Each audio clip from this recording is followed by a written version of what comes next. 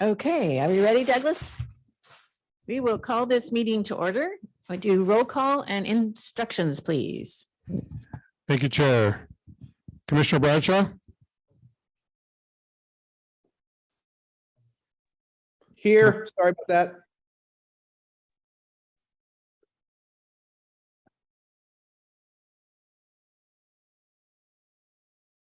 Oop. Can you hear me, Douglas? Yep, we can hear you now. Thank you. Commissioner Cruz? Commissioner Falcone? Commissioner Grisby? Vice Chair Gordino? Commissioner Lugo? Commissioner Liu? Here. Commissioner Martinez? Present. Commissioner Norton? Present. Commissioner Tavaloni? Commissioner Tavaloni, can you hear us? We see you online, but we're seeing you're not unmuted yet. Chair Eager? Here. Senator Newman? Assemblymember Friedman? Thank you, Madam Chair. Welcome to the Project Delivery Workshop. The CTC exists to make transportation planning, funding, and policy more understandable and accountable. Our workshops can take place in diverse locations around the state so that commissioners and staff can hear directly from our stakeholders around California. We now offer hybrid and fully virtual workshops to allow stakeholders to participate more fully no matter where you are. The workshop agenda is located on our website at www.catc.ca.gov. Any document the CTC creates can be translated. Said unmute and I pushed the button unmute. We can hear you now, Commissioner. Okay, sorry. All good, no problem. Any document the CTC creates can be translated into any language you need. Simply email us at ctc@catc.ca.gov and we'll have them returned to you as quickly as possible. Live closed captioning is available on this webinar. Please select the Show Captions tab at the bottom of your screen. There are a number of language options available there to choose from. For all of our workshops, we encourage interaction with our stakeholders. There will be an opportunity for questions and comments throughout this workshop. For those attending via Zoom, you should see the webinar control panel likely located at the bottom of your screen. There you'll find the raise hand and Q&A tabs. We encourage you to use the raise hand feature as soon as we reach the item to give this system time to acknowledge you. Commission staff will let you know when it's your turn to make a comment. Alternately, you may use the Q&A tab to submit your comment or question. Commission staff will read that on your behalf. As a reminder, each attendee is provided a unique link and phone number to access the webinar. These should not be shared with other participants, as this can create confusion for staff when making comments. For all of our stakeholders, please do your best to be concise, and please make sure that your comments add new information. If you agree with a comment of a previous speaker, simply make that statement. Thank you for joining us. Thank you, Douglas. Brilliant as usual. Welcome to all of you to the Project Delivery Workshop, our June 27th. New information, right, Tim, that we're going to be receiving today. So I will turn it over to Tim. Can you hear me? There we go. Thanks, Chair Eager. Just wanted to welcome everyone to the workshop and kind of just describe what we typically do workshops. The workshops are set up to for a variety of reasons, for information sharing, opportunity to ask questions, mainly to keep it in a less formal environment than a commission meeting. And so today we will be discussing project delivery and change management. We have Jeff Wiley here, the Division Chief of Project Management with Caltrans, and he'll be discussing different managing risks and cost estimating as part of his presentation, as well as a number of other things. I think the most important thing I wanted to emphasize is that this is an opportunity for questions and collaboration. So I really encourage that. I'll turn it over to Jeff.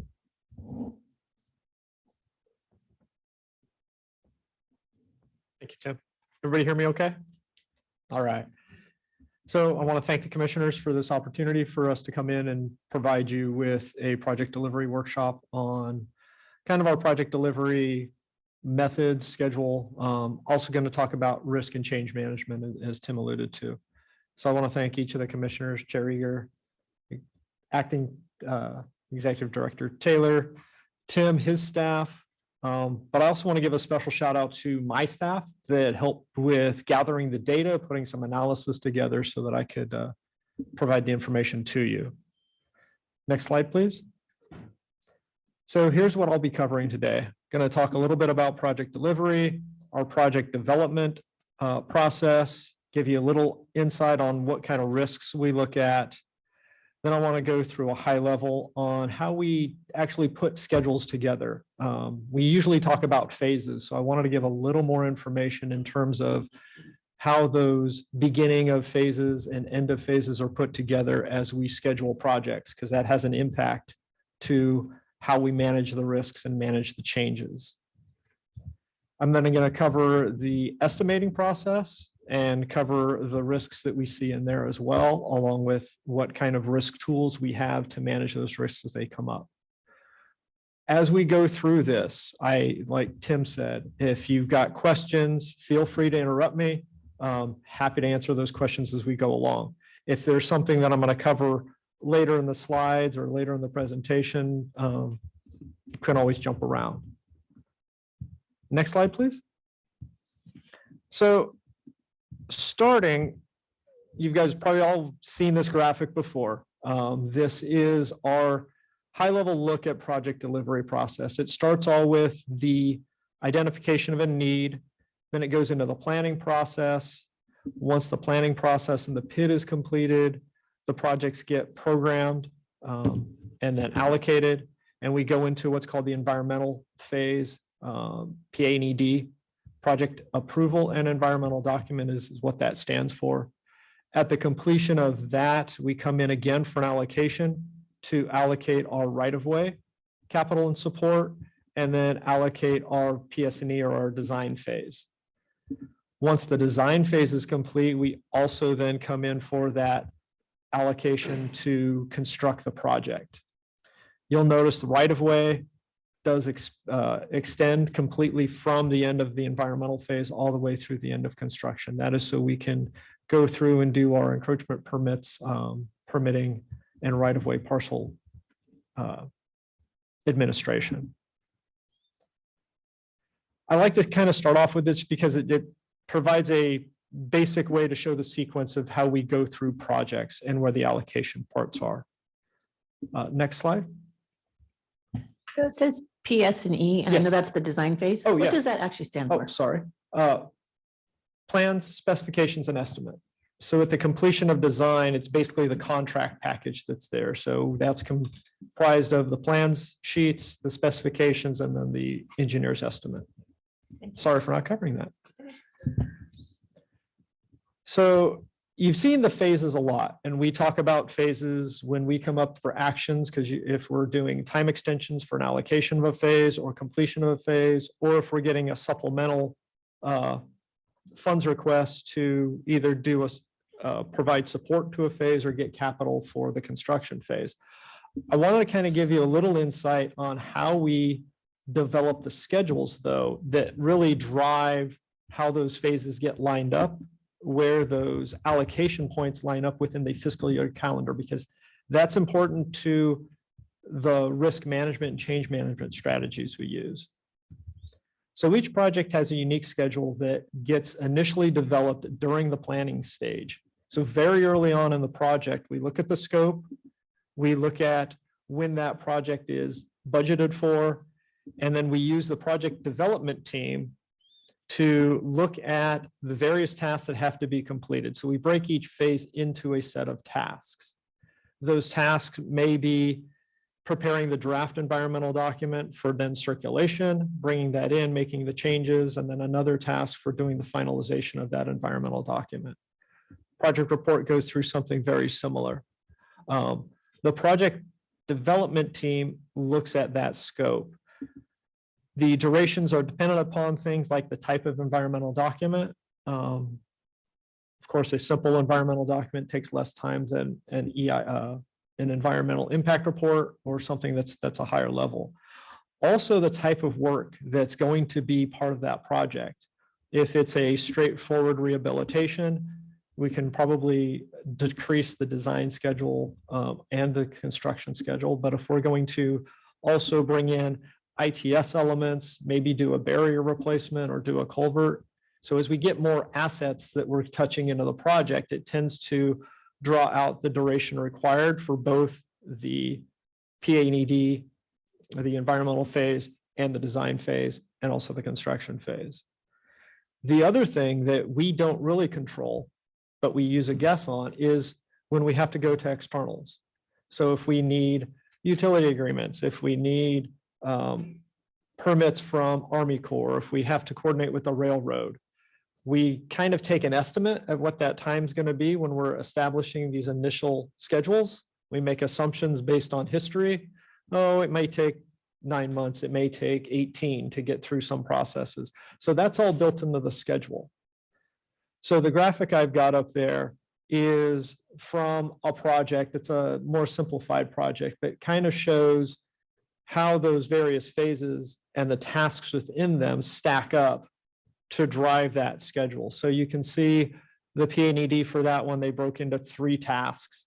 That goes actually between a few months, and then we go into design. You'll notice the right-of-way overlaps the construction like we showed in the other one. And then the construction task is actually made up of a few different tasks too. It's not just the construction of the project. There's also the administrative parts, there's the inspections, there's dealing with CCOs, that type of thing. Yes. So we've been having discussions about the utility providers and what's been happening lately with PG&E and Southern Cal Edison. And one of the things that we've been discussing is having a meeting with them to explain to them that if, they promise 9 months and it turns into 2 years, what does that do to this schedule? So if they do say, okay, we can get it done in 9 months and it turns out to be 18 months is what the norm is now, I guess. What does that do to the rest of the schedule? So because we can't do,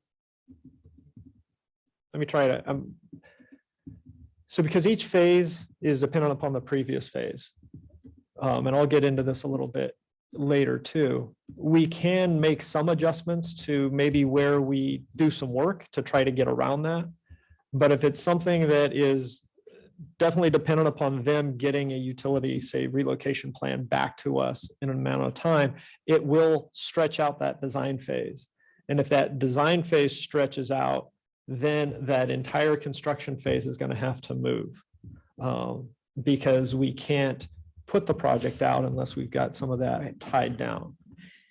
Because it would certainly be appropriate, I think, to let these utility companies know that if this whole thing gets thrown off because they can't meet those deadlines that they have suggested, what is the cost to the people of the state of California, right? Because we know when things get kicked down the line, it gets more expensive as things go on, right? So what we had thought 18 months ago now costs this because we're waiting for whatever it is.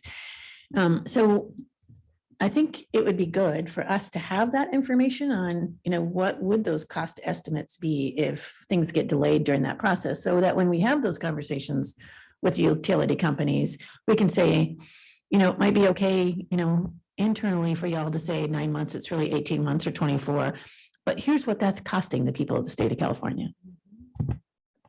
I wanted to follow up on that because we've had some presentations where PG&E has said, look, we don't want to do additional work between March and October. And now with the predictions about blackouts and brownouts and things that are going on with our utility issues, how do you navigate around that? I mean, these are pretty significant, and especially as we're asking for more of the construction equipment to be EV and powered, and charge and, whether they're plugged in or they're charged with batteries, this is going to be coming up again and again with some of these goals about reducing the emissions from construction, but still being able to hold to a time frame. Right. And one of the things we are doing is we have put a group together that is reaching out and meeting with some of the utility companies at a high level. One of the things we are learning is there's a couple sides to their house, so they're a little bit bifurcated in terms of what they do. And so we're trying to make sure that we're talking to the right people, getting them on board and having those discussions in terms of, well, this is, kind of the needs we have in order to get our projects done. They've also got, needs on their side if they want to come in for encroachments and that type of thing. So we're trying to have those conversations so we understand each other's needs and coordination ability. We could put together, when we are estimating projects, we do estimate cost resources or support resources. So we could look at something that would show, if there's a 9-month gap, what that extra support cost is. But it may also not be much on the support side, because if they're not getting us back and we're all done with our design up to that point, there's not going to be a lot of resources there. It would be more on the escalation of capital. I just have one more question.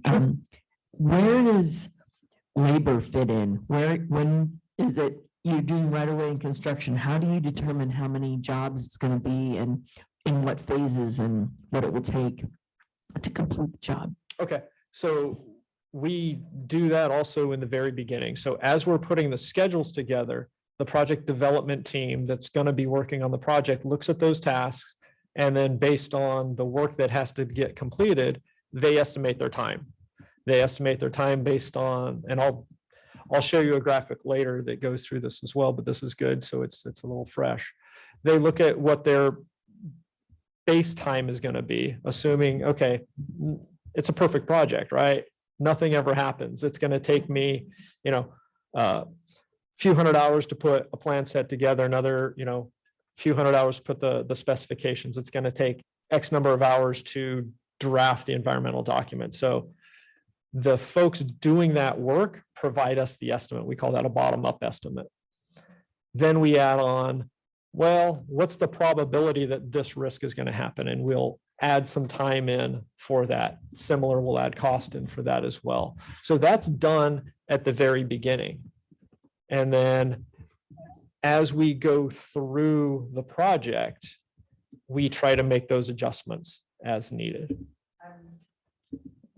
I have one last question, and that is about contingency. Mhm.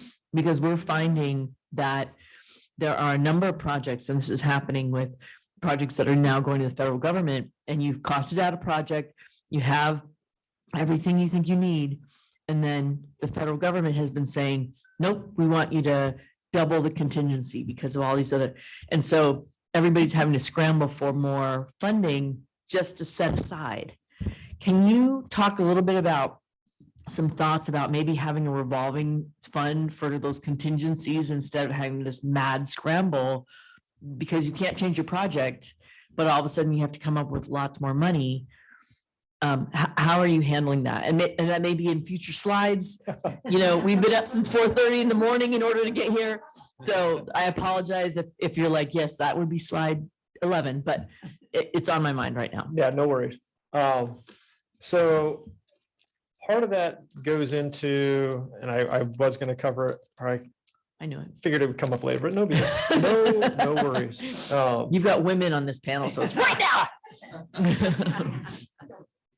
So part of what you're asking really is, as we have changes that come up, how do we handle that extra capacity need that's there? So part of that, and you mentioned the contingency. So we do, when we program projects, we program a contingency into that, depending upon the estimate that we're doing. So if it's very early on where we have a lot of unknowns or a lot of risk in there, we may use a contingency between 15 to 25%, depending upon the project.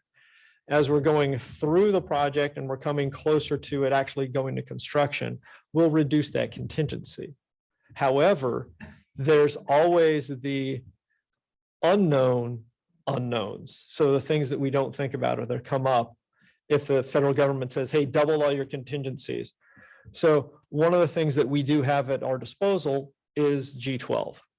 So can we look at G12 and is that enough to cover it? Now, what I always tell everybody in the district, so that I'm on the record of saying it, G12 is not part of our budget. That is a tool that we use to manage. And if it goes above G12, then we have to come in for supplemental funds for that. So those are what may drive us to request additional funding. The question that I'm hearing though is the capacity that we have. So looking at capacity issue, we may have G12 savings from projects that have gone to vote, but then they don't use all that money at the end when they close out. We'll also have closeout savings. So when projects end, they'll get savings back into the G12 account. Also, because we're taking more risks in delivering projects, we do have a certain number of projects that get delayed. Those will also provide a capacity within a given fiscal year. So the projects that say move out this fiscal year that we're getting some time extensions for to do next fiscal year, we've got capacity in this fiscal year to handle some of those supplementals. Quick question for you. In regards to project team determines time required to complete tasks. Yeah. Who's part of that project team? So it's the various staff within the functions that need to provide a deliverable. And let me dive into that a little bit. Yeah, I know. Yeah. I got to put it out there and hear it. And then it's like, okay, how can I simplify that? So, we heard wow, wow, wow, wow, wow. Just so you know. So it's really the people that are making the deliveries of the parts of a project. So the environmentalists that are doing the environmental analysis, they're part of that project delivery team. It's the construction staff that are going to go out there and administer the contract down the road. It's the design staff, it's the electrical engineers. It's basically all of those functions that work to deliver the project. We bring them in at the beginning, and then those project delivery teams, they meet throughout the delivery of that project to talk about the risks. If a risk has gone away, they cheer and it goes away. But sometimes other risks will pop up. And some of those risks may be, well, we thought something was going to take 9 months. It's now going to take 12 or it's going to take 18. How can we mitigate around that? And they have those discussions.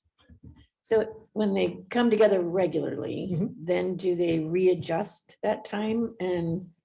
If need be, so they look at the risks that are triggered, they look at the status, they have that discussion. Okay, it looks like we're 6 months behind, but maybe we've got 12 months left in that phase.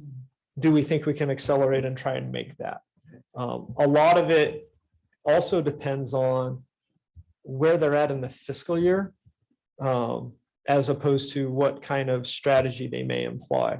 So where I'm going with that is, if it's very early on, they may take, so let's say they come in, they meet in August, and they have a delivery date of December, because they want to allocate design in January. They want to come into the January meeting. So they have 6 months of 6 months of cushion with that next phase that comes in if they want to try to allocate it within the fiscal year. So they'll have those discussions in terms of risk. If they've got 6 months to get it done, they may be willing to take that risk and try to achieve it and get the allocation maybe May or June. But maybe if they've only got 2 or 3 months left in the fiscal year, then they'll try to make a programming change and come in if they can, so that they're not doing a time extension. So that's kind of the discussions they have. We do our best to try to avoid coming in for supplementals and time extensions, and the PDT goes through various alternatives and has those discussions in terms of what are the solutions and what are the ways we can implement those solutions to get them done. But it's always kind of a look at risk versus what can get done. And then the decisions are made based on that. So are they a part of every phase, the PAED, the design right away and all the way through construction? Yes. So this is kind of like integrated design. Yeah. Or- It's, yeah, it is integrated. design. And it is, right? Right, and so okay. you've got to remember with what we deliver, we do a lot of the, either through use of consultants or in-house staff. They're always there to meet, discuss, talk about the issues that come up all the way through. And we do try to keep the same design team beginning to end. But things happen. Sometimes people move on, they get promoted, they have to take other jobs, but it's always, that PDT team Mhm. that's there for development and delivery of that project. Okay, great. Just a couple of follow-up questions for you, Jeff. To Commissioner Martinez's question about who comprises the PDT team, you've talked about the Caltrans side of the PDT team, but there's often regional partners who are funding partners that participate in that PDT process as well, and assessing some of those risks in how they're going to fund them or how you're going to work with them is my first question. My second question is more of a, let's put a tack in it, and you can talk about it as we go through this process, is that you've talked about how you manage cost and when costs increase, when costs come in under, which is great. But can you also talk about how you manage, how we're looking at the long-term goals, those asset management program goals, and how we continue to make sure that collectively across the department, we're continuing on the path of not just delivering this project, but we're maximizing our resources to deliver our goals? Sure. So let me clarify first, and thank you for bringing that up. Yes. The local stakeholders that are involved in our projects, we do bring them into the PDT. We don't necessarily have them as frequently with our external stakeholders. We do kind of more, we'll have a PDT meeting to do the routine PDTs for the delivery of the project. And we will bring external stakeholders in for status updates, get their feedback in terms of maybe design options that we're looking at, making sure that we're meeting their needs as well. So they are part of that PDT as we move through it. With that said, since I'm a little bit off the script anyway, doing that is great in that it allows us to partner with them. Sometimes that does trigger a need to incorporate other scope, provide redesign. And whenever there's redesign, there's a potential trigger for either cost increase or schedule increase. But having those partners at the table, we make sure that we're delivering the projects that work within that community. Given that this next 2 days, we're going to be doing a lot of time additions and other things, do you have a few best practices? Are there some projects that you could be bringing to us over the life of the presentations that are made that say, this project really nailed it. Here's why, here's how. And, so we can recognize them as well. I mean, time delay happens, and especially with COVID, but I do think it's important that we also, that sort of on time, on budget, that we can really highlight where those have just made it work and what they did so that we can continue to highlight that and learn from it. Okay. That'd be great. I don't have a slide on that, but I'll take that back. It's something maybe we could do in a future workshop or meeting. Is I think what you're looking for is what are those model projects, right? That hit everything, get us across the finish line on time, on budget, that type of thing. And I will cover a little bit of that because always when I'm talking about things that we're bringing that are going to be the actions, I also like to kind of tout a little bit in terms of what does that look like in terms of percentage and that type of thing. Okay. He's like, it's only slide 2. Good. No, we're He's good. like, only slide 2. Oh, my goodness.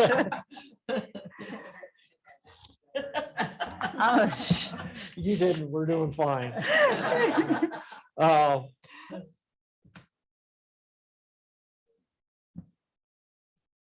Hold on, what did happen? Probably thought it was never going to move, so.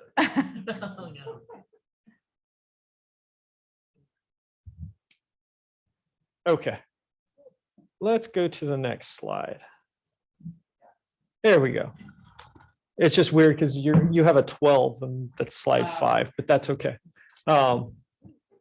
So this is kind of talking about the risk. We've touched on it, but I do want to, acknowledge that we do know that there's risks in projects. So this is kind of a look at how we approach that risk. We first acknowledge that there's going to be uncertainty in projects. So even though we may develop a schedule based on some idealized assumptions, we do then temper that knowing that risks are gonna happen. We try to take intelligent risks, reasonable risks to maximize the number of dollars that we can put to work. So we will put projects together and look at how we can best deliver those projects and assume some risk, some level of risk on those so that we can get the most out of it. Each project uses a risk register. So what that is basically a spreadsheet that looks at for a given risk. So let's use unknown environmental species. We go through and we find, oh, there's a species of animal or plant that we didn't expect on this project. So now we've got to go through and do a little bit more research on that. As part of the risk register, we'll put that on there as a risk. We quantify that by the impact it will have to the project and the likelihood that it will have in the project. And then what the solution would cost if we have to mitigate for that. So that's what the risk register is there for. There are some risks that if we feel that they're going to impact the programming, if it's going to possibly trigger a supplemental or a greater than 120 or be a fiscal year delay, those are the ones that you'll see on the watch list that we share with the CTC now monthly. And Tim and I and the CTC staff meet and discuss those watch list items to give you guys a better understanding in terms of what those may be, when we might be coming in for the action, to kind of provide you with that heads up. The key here is we try to manage not only the risks, but have a plan of action if that risk gets triggered, with the whole goal is again to not come in for CTC actions if we don't have to. But really you are. But we're always coming to you with wanting something. And it kind of goes to Commissioner Norton's point. We're always coming in, you're saying, whenever we need something, we're not always coming in to say, hey, look at the great thing we did. But our whole goal is to manage all the risks, good or bad, to reduce negative impacts, but also maximize opportunities so that we can get projects through. Why don't we go to the next slide? Can I ask a question? You can ask a question. Thanks. Jeff, I was wondering if you could just talk a little bit about how you manage the risks within the districts. You've got a large, we talk about a lot of the projects that are potentially coming to the commission. When those are identified, how are you communicating with the districts in regards to resolving those? And if you're going to deal with that on another slide, maybe I could just let you slide through on that. I got it out there. You can wait to answer that question if you'd like. It's good. I'll touch on it in just a couple minutes. Okay. I'll touch on it a couple times as I go through the presentation. Thank you. But yeah, thank you for making sure I do cover it. What I did want to show here, and I touched on this a little bit earlier, is going back to. There we go. Better? So going back to that, look at how our phases are put together when the allocations come in. I added a graphic to that up there that shows kind of how the risk and uncertainty changes as we go through the delivery of a project. So when we're having those initial PDT meetings and we're doing that initial planning, working out the initial schedule, you can see that we're on the left side. We've got about 20% of the project known and about 80% unknown. So we're making a lot of assumptions based on history, similar project types, those types of things. As we go through the project, and this is where having that integrated delivery team, as you called it, is important because as you're moving through those phases, you'll notice we start knowing more things. So the unknowns decrease and it allows us to then make those adjustments. Semi-real time. I just say that because I can't make that decision today and have it implemented tomorrow, especially if it requires a commission action. But for those things that we can handle internally, yes, real time. We can go in, change a schedule, update resource needs, all of those things in real time. Part of that goes to what Tim was bringing up. Depending upon the magnitude of what that is, we do have a change management process that the districts follow. If it's something minor, oh, I need another 2 weeks, as long as you're not going over the fiscal year. Then we'll let the PDT handle that internally. If it's something that requires a higher level of action, then the districts have their own status meetings and executive meetings that they'll bring projects in that may be having issues. They'll have discussions at the district level, develop solutions, determine what they want to come forward with. And then if it's something that may elevate up to commission level, they'll then bring it in and headquarters will get involved. And I will even say, actually, let me back up. Before that happens, I'll get calls from the single focal points, the districts saying, hey, here's a heads up, we've got this coming in. Can we have a meeting and talk about solutions? So they'll bring us into those conversations. And then if it's something that, again, that's going to come forward to the commission, we do have an executive committee that meets to go over what we're bringing forward, allows us to ask questions to make sure that we're okay with the direction that is going to be done and the solution. And then, and of course, we'll come to the commission for action if that's what the decision is. Quick question, Jeff. Sure. On the preliminary engineering, you have 80% unknown and 20% known. On the construction phase, you have 20% unknown, 80% known. So I guess my question is, because what ends up happening, what ends up coming to us is on the construction side. So if you have such much known, why are we getting so many changes and cost adjustments? So where you're seeing, and again, Yeah, again, I'm not trying to beat up, I'm just, No, you know, no. as I look at this, you know. it's a great question. Okay, Part of that unknown is how the bids are going to come in. Most of the actions that are coming in on that construction side are going to be the supplementals to award. Or during construction, there is sometimes difference in site conditions, those types of things. There's also sometimes we have encampments now that we've got to clear that weren't there before. So there's those types of things. The problem is that well, not the problem.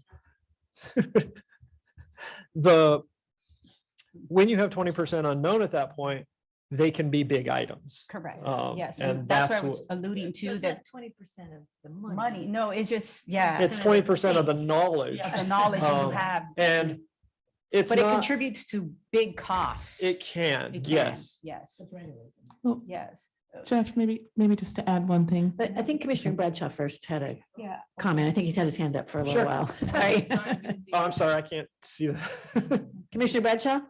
Thanks, Chair Eager. Jeff, I want to circle back a little bit. It's come up a couple times just on the utilities, particularly investor-owned utilities, and part of the critical path for projects. Does Caltrans have a specific process to address, right, issues with the utilities directly at a high level? And if so, what is that, to try reach resolution?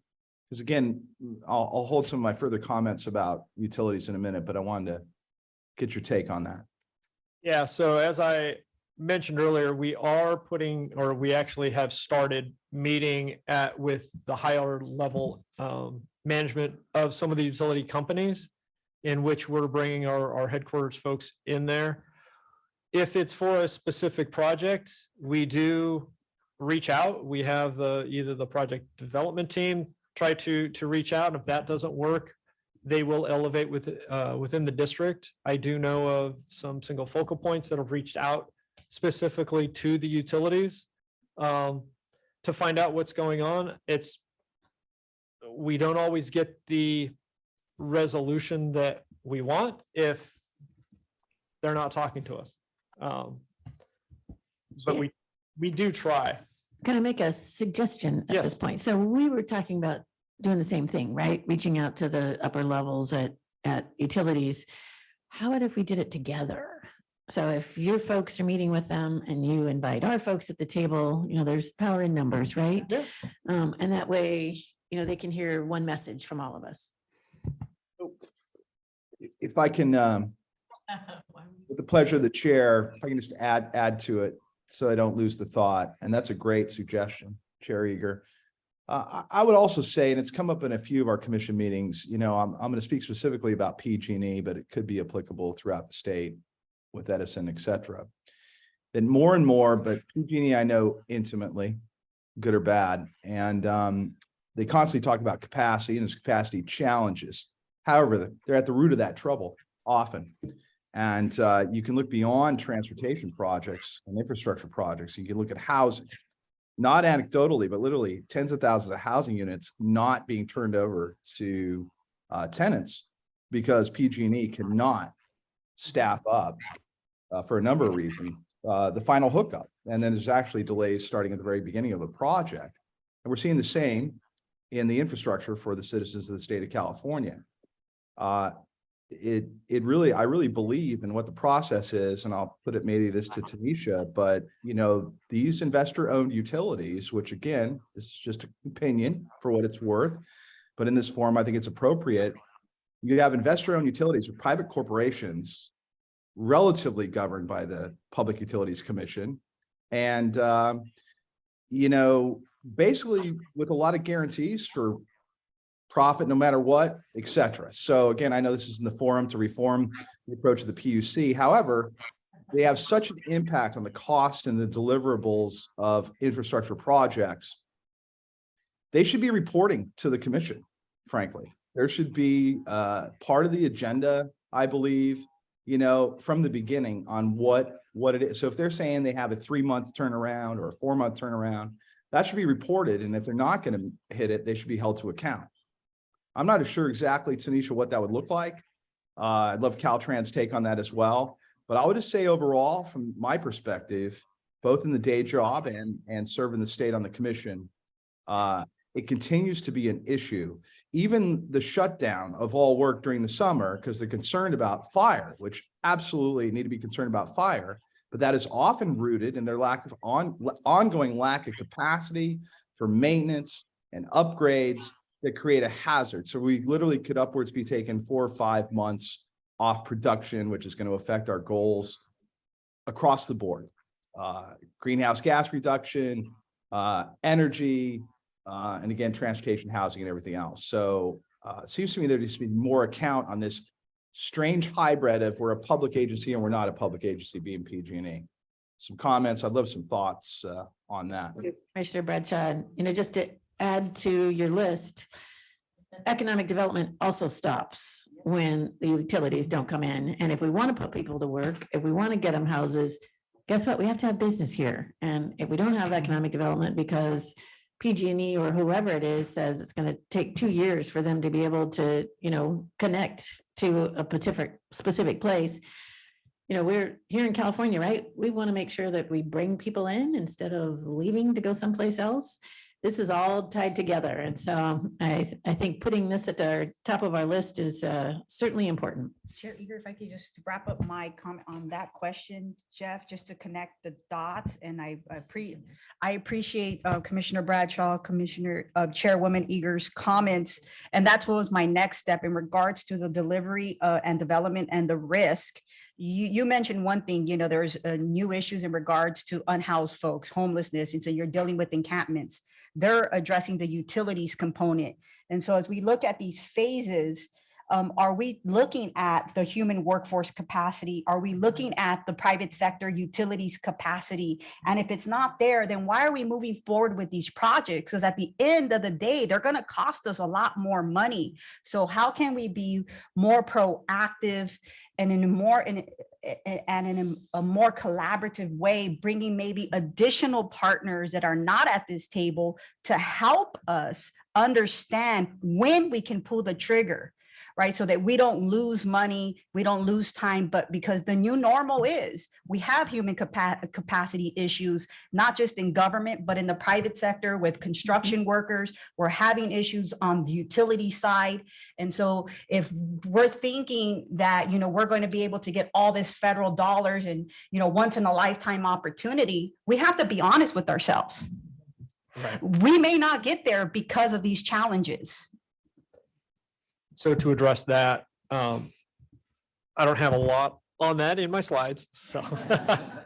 But it is something I do know that we are looking at. I don't have all the specifics. I know we are working with some apprenticeship type programs through our construction area, but I don't have the specifics to go into it here. We could happily, again, that could be something we could bring up. Yes, because I think that's another workshop. I didn't see that.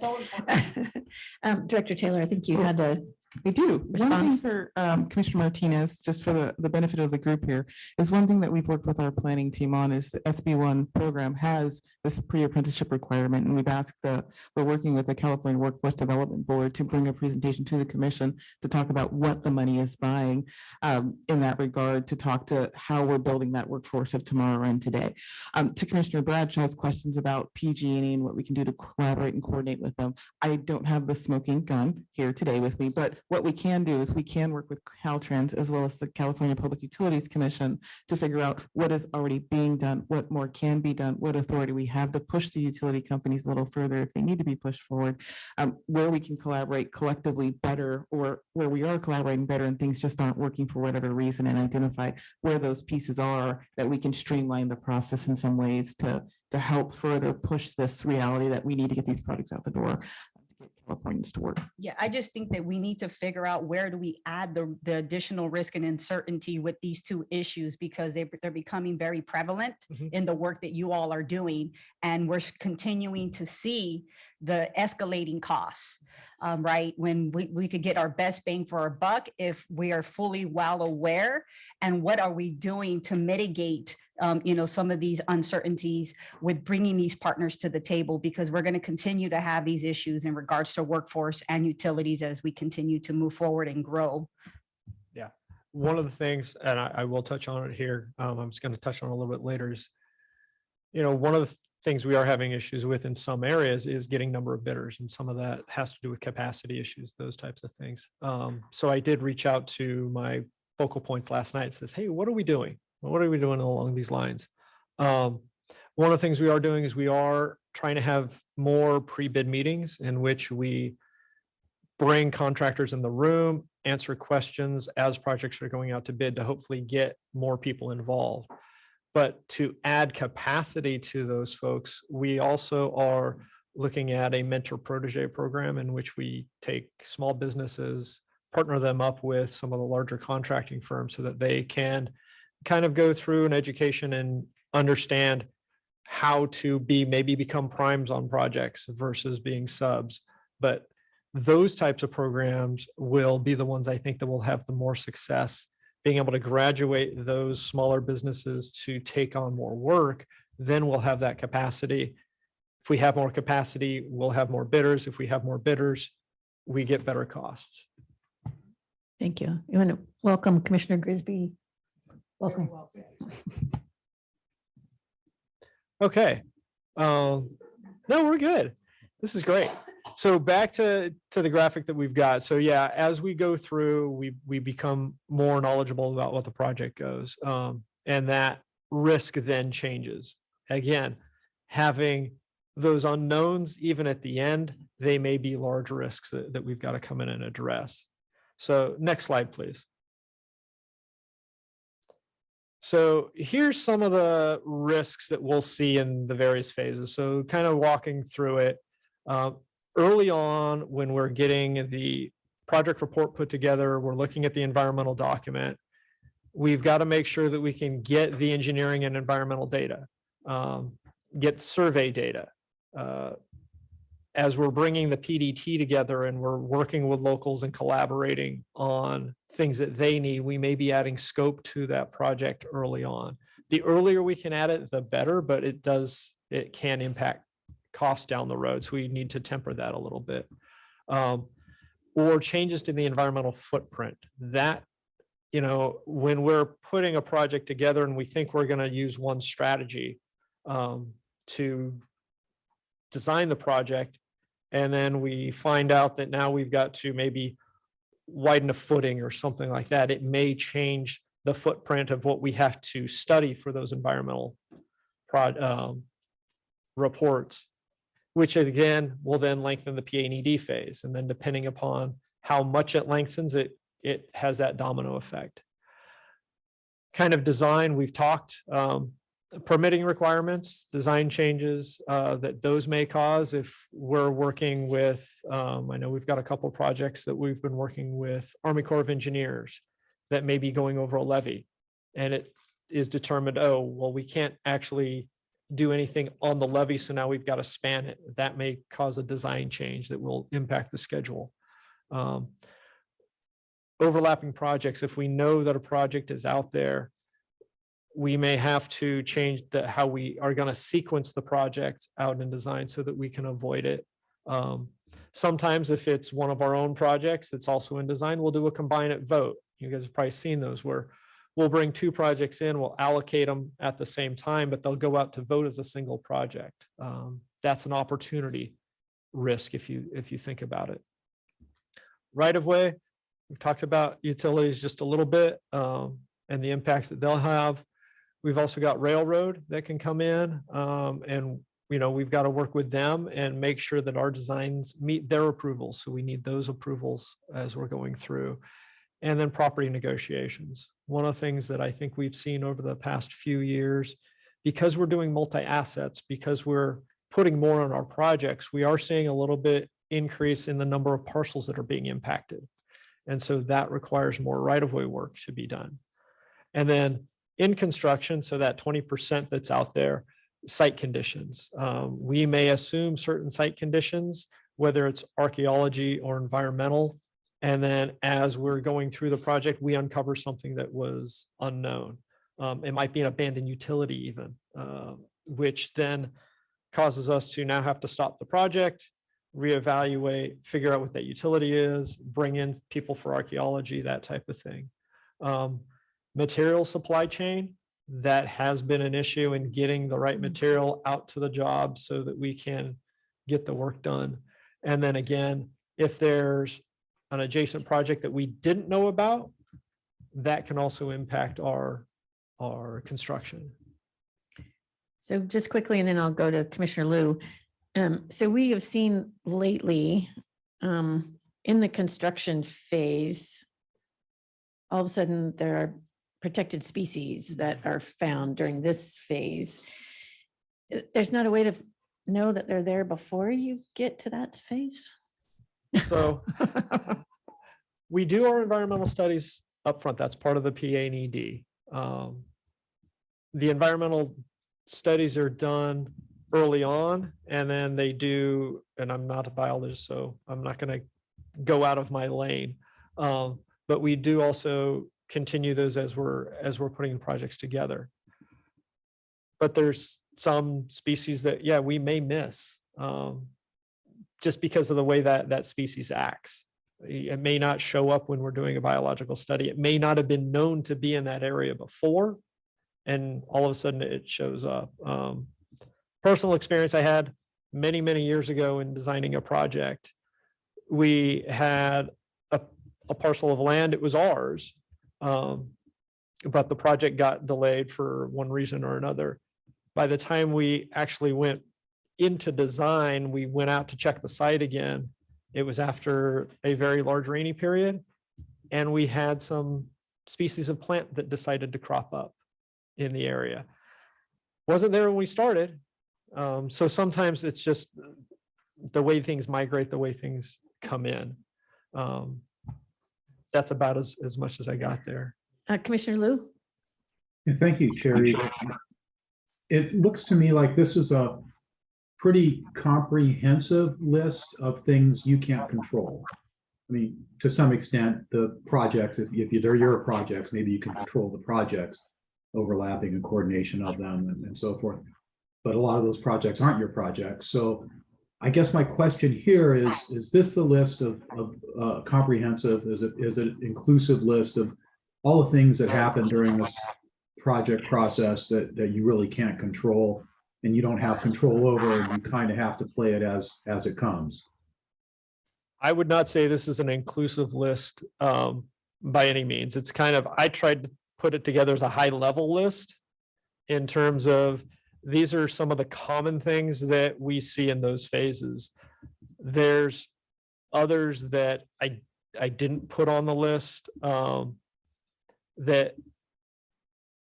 can crop up. Well, I think maybe for our purposes, what would be helpful would be to have a matrix of some sort of the things that go on during project delivery that you can't control, we can't control, and sort of highlighting them as things that could likely significantly delay projects or significantly increase cost of projects, so that we kind of have an idea, oh, here are the things that are happening, and maybe at some point we can start thinking creatively on how to exert more control over the things we can't control. And of course, I did hear you mention unknown unknowns, and I'll give you that. We're not going to get at those. But the known unknowns in terms of our control, I think it would be helpful to sort of know, and we've talked about a few of them, utilities and so forth, that can significantly delay projects, significantly increase the costs, or have other adverse impacts on our ability to deliver. Is that something you could put together? It may be difficult. We can look at into doing that. I can work with commission staff to get a little bit more information as to what you might be looking for. I do know one of the things that we are looking to implement is tracking more on the risk registers that we have and being able to pull those risks into a database of sorts. We're not quite there yet because we're still on the spreadsheet method, but we could survey I could probably survey the districts and get maybe a top 15, top 20 that we could talk about. Yeah, in those two categories, time delays and cost increases. Yeah. Thanks. I would appreciate that. Okay.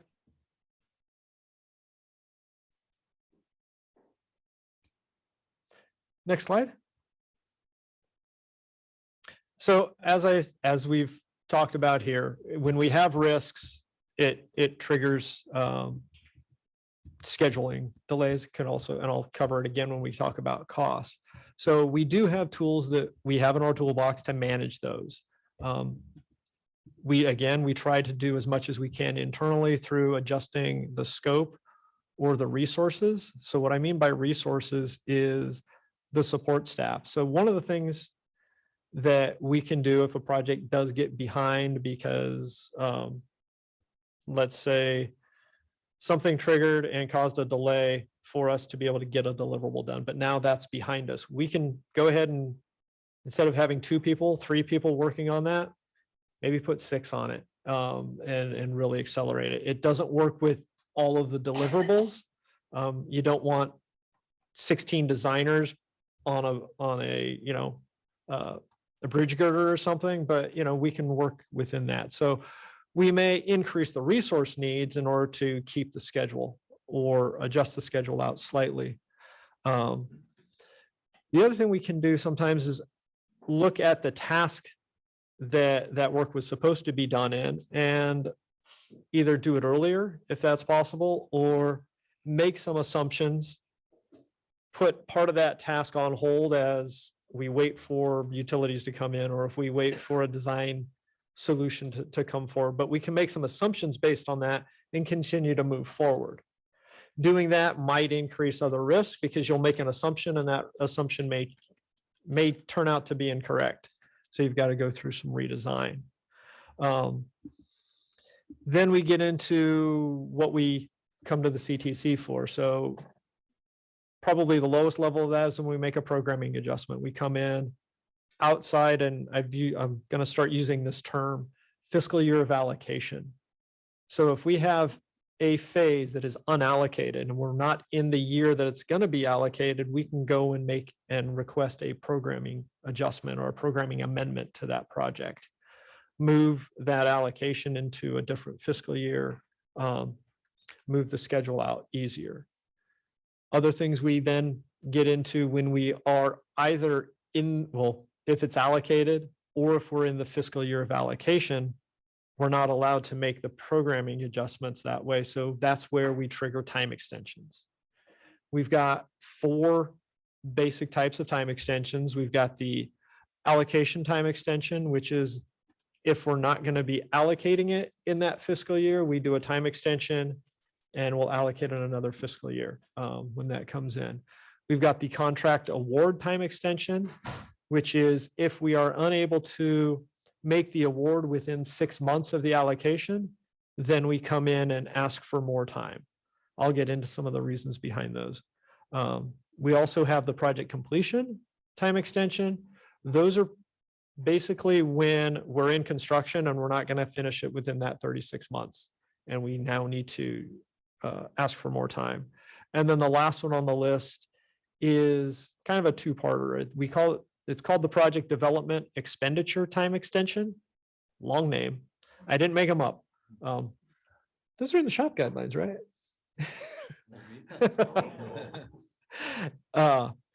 But those basically cover 2 areas. One is if we are unable to start the task or the phase when we thought we were, after the allocation is made, we'll have to come in for the expenditure side of that to extend the time that we start expending. And then the other is if we need more on the development side. So if PA&ED runs long and we need more time for that, we'll get a time extension for the support phases. PA&ED, or sorry, using acronyms, environmental and the design phases.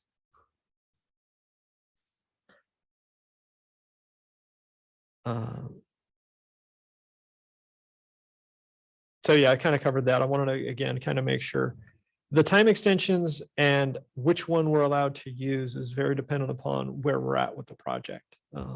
Next slide.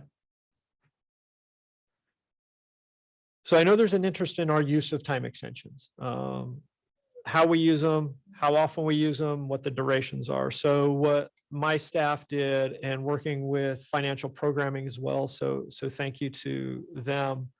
We looked at the last 3 fiscal years. So we went back to fiscal year 2021, looked at 2021, 21-22, and 22-23, and compared the number of time extensions, the duration of time extensions, and I segregated it by the type. So I'm going to cover those in the next slides. What I really wanted to see was what's the data showing in terms of our trends. So the first one up is those allocation time extensions. Those are our largest amount of time extensions that we bring in. And if you think about it, it makes sense. We have to allocate every phase. And so whenever if there's a schedule delay, there's going to be more phases that are at risk of going beyond the fiscal year. So we've got to come in for an allocation time extension. Looking across the fiscal years, we are seeing that there was an uptick in 21-22, and we are about that same level for 22-23. When looking at, so let me orient you to these slides because all of the slides are going to look the same. At the top is looking at the number of phases that got allocated. Is going to be the kind of the light orange bar. The dark orange bar is the number of allocation time extensions. So for 22-23, we had about 13% of our projects that got allocated. We ended up with time extensions for. And then the breakdown is in the lower bar chart, which shows the total number again as an orange bar. And then we broke it into the number of months for that time extension, 1 to 3, 3 to 7, 1 to 3, 4 to 6, 7 to 12, 12 to 20. And then if we have come in for anything additional and gone beyond the 20. So going back to what the data is showing for 22, 23, again, we're about the same level of number of percentage of time extensions that we had last year. We are noting that we actually increased the number of time extensions into 1 to 3 months. So the shorter duration time extensions. But overall, the split, what I would say the 1 to 3 and the 4 to 6, there's about the same number of those as there are the longer duration ones. So we're doing about the same as last year. We are seeing more than we saw in the past. Part of that has to do, again, some of the complexity of projects. We've got more projects coming in. As we put more assets on them, there's more pieces that we've got to deal with. Part of the other thing, and I'm working with the districts on this, is when we're scheduling projects. If we schedule projects in the fourth quarter, we don't have as much buffer coming in against the fiscal year. If we can work on getting those projects scheduled earlier, we have a little more time buffer-wise for the schedule to get those done. There's challenges in that, in making sure, again, that we are getting the assets fixed that we want to in the fiscal year or within the year of the budget, that money's been set aside for. And so we are, I will say, internally, we put together a group of, a committee, if you will, to look at what's causing some of the schedule delays, how we're setting up schedules initially, to kind of look at those best practices to try to move more projects out of the fourth quarter and into the earlier ones. Next slide. So here we go into contract award time extensions. So this is, of course, the time extensions when risks trigger, and we're going to go beyond the 6 months after allocation to award a project. Major contributor to this, which I'm also going to touch on when we talk about cost estimating, is the bidding environment. So if a project comes in very high, we'll always end up having to do a bid analysis. If it's a single bidder, we have to look at, is it a responsible bidder? Should we repackage it? Should we re-advertise it? If we go through those steps, we're now expanding out the amount of time it takes once those bid opens to go to award. And so if we're having to do more rebids, or if we have to evaluate more than just the initial low bidder because maybe they drop out or they're found non-responsive, now we have to go to bidder 2 or bidder 3. All of that processing time brings us up against the clock in that 6 months. So those are some of the reasons that trigger the time extensions to award.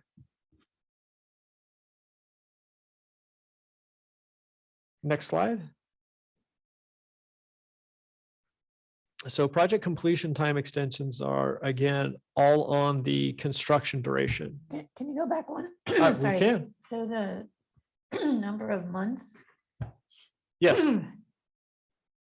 it looks like 22, 23. We're moving out longer and longer of how many months that these are taking, right? Is there a reason for that? I mean, there's a lot more in the 13 to 20 than there. Is it the 13 to 20? Yeah. Or 7 to 12? No, you're reading that right.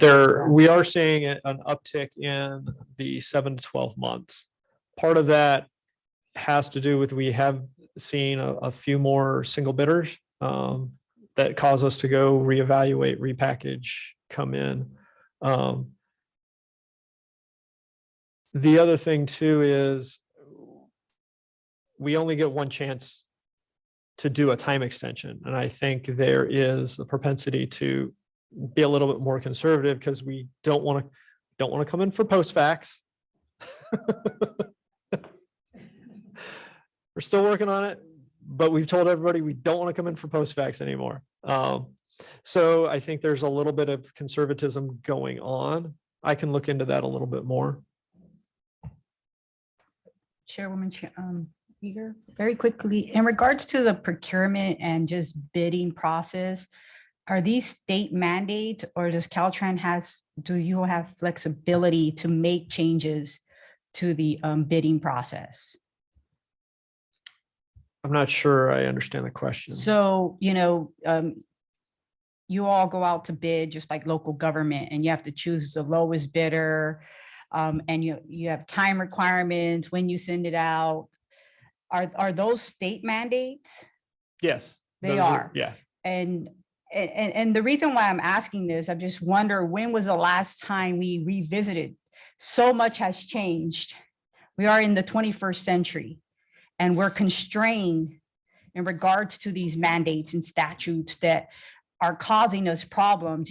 I see in the paper, the governor and the legislature talking about it's taking us too long to build housing, taking long to build these projects, but we're in our own way, right? So what are we doing, or how can we update the legislature and the governor's office saying that there are impediments to these mandates? And maybe we need to circle back. They need to circle back and make those changes that work best to deliver some of these transportation infrastructure projects, because I think we're going to continue to see this. And if we can, as commissioners, advocate to make some of those changes, I think this is the time to do so. Maybe I can start and Jeff can add anything from the Caltrans perspective. One of the things, and you've talked about it a little bit in terms of how we're trying to look at how we can continue to expedite project delivery. We had that Via Ragosa process where we looked into and had that conversation with Via Ragosa about what are the impediments that we are seeing as time is changing. So that's one place we've all seen that he's come out with his recommendations, and those are included in some regards in the governor's proposed budget package with CEQA reform and some of those other things. Some of the other things that we've done is we've talked about the AB 1282 streamlining process, and where we can work with our permitting agencies to ensure that we're aligning the permitting process with the product delivery process in a much more streamlined pattern.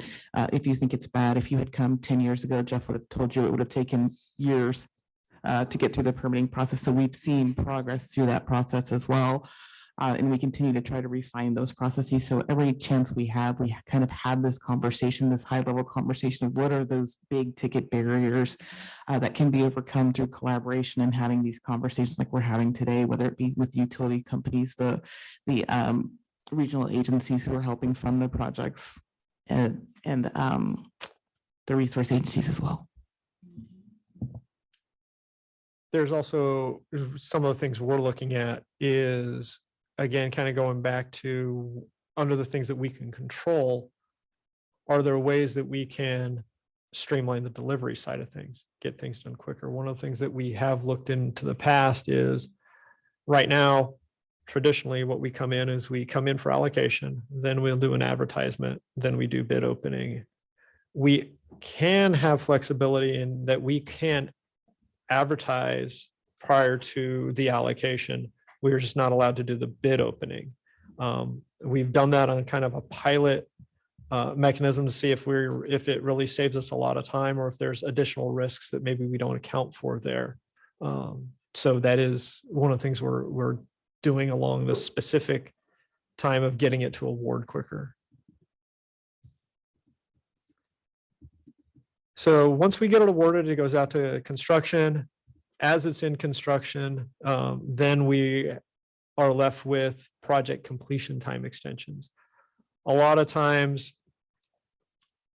and I mentioned it in the risks, one of the bigger impacts that we've seen over the last couple of years has been natural impediments, whether it's wildfires coming in, wiping out complete construction areas, floods, atmospheric rivers, those types of delays. The thing is, with project completion, it can be a buildup of a lot of things. It could be unknown site conditions delay you 6 months as you wrap your head around that. Your winter suspension that you went into maybe gets delayed 3 or 4 months because we had a lot of snow, or wildfire came in and delayed you another 9 months. All that builds up because you look at it, we've got 36 months to construct something. So coming in at the end of 36 months in construction saying, oh, we need another 12 or we need another 5 or whatever that looks like. A lot of that's a buildup of smaller things that happen. What we have seen in some specifics is there were projects that we had plan establishment periods in that we didn't account for when we came in for allocation. That's something that I'm having the districts look at in terms of when you're coming in, and this goes beyond just construction, but when you're coming in for that allocation, take that risk look at what that duration is going to be.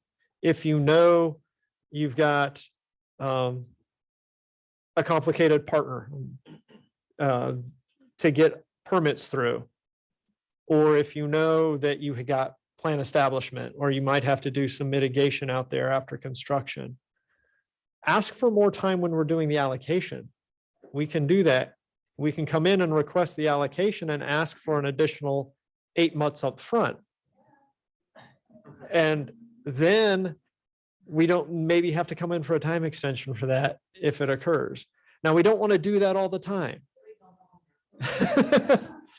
But it's something that's, again, it's a tool in the toolbox that I think we should be looking at a little bit more. Next slide. Christina, we have amongst us asked that same question. Why aren't they doing it Right. then? So we agree. Part of it's getting the message out that it's allowable. And again, we want to make sure that when they do it, they've got a good reason for doing it. It's not just a default action. So project development time extensions are there for the support side. They're 2 instances I talked about. So when a risk triggers after the phase has been allocated, and it's going to take us more time to actually start work than what we thought it would be. That might be we allocated and then something came up that caused us to actually have to revisit something, so we can't quite start where we wanted to. The other is very much like the completion time extension, where a support phase, the environmental or the design phase or right-of-way support is going to take longer than what was allocated for. And we have to come in for a time extension. The default is 36 months. For right-of-way, it's 60. So again, looking at the graphs, we had a fairly sharp uptick coming into 22, 23.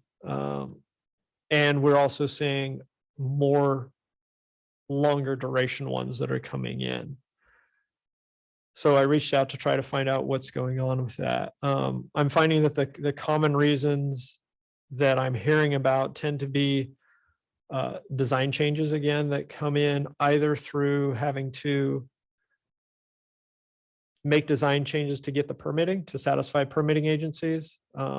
If we have to redesign a project for traffic control, if we're trying to do things, maybe redesign things so that we lessen impacts later, we're taking more time than we should have either in the we're in the environmental phase. We're Why also, wasn't it last year and the year before? I mean, that's not a slight uptick. That's a big uptick. well, part of the uptick that you're seeing too is there were smaller. There was a lesser number of projects of phases that were coming in. So if you look at the top graph, the total number of projects that were coming in for allocation or phases that were voted is smaller than the previous years. So a smaller denominator or a smaller total amount to start with, and then having an uptick in the actual number, we're getting a larger percentage increase, which is why the percentage is spiking up. I don't have a great explanation as to why those triggers weren't there in the past. Part of that does come into the types of projects that we're doing. We are seeing more projects with greater parcel takes, more projects that, again, some of this could be compounding delays from other phases. So if we've got a time extension, say, to complete phase 0, and then we think that by putting more people on it, we can get phase 1 done in time. Well, and we don't. Now we've got to add that additional time also into that design phase. So there's some compounding that I think is occurring as well. And you can. In certain instances where projects get time extensions in an earlier phase, what's the thought process as it relates to pushing out those further phases to be more in line with the new schedule? So part of that comes into going back to that PDT and looking at what they think they can get done or can't get done, and making that decision on their side to take the risk, to try to keep the delivery schedule and get that done, or try to push it out. We are finding that I think there needs to be a little bit more guidance in how those decisions are made. That's, again, one of the things that we're working on an internal committee on, to look at best practices, get that messaging out that when you make an earlier change, you need to look at the ripple effect that may have, so that we can keep those secondary time extensions for a later phase coming in.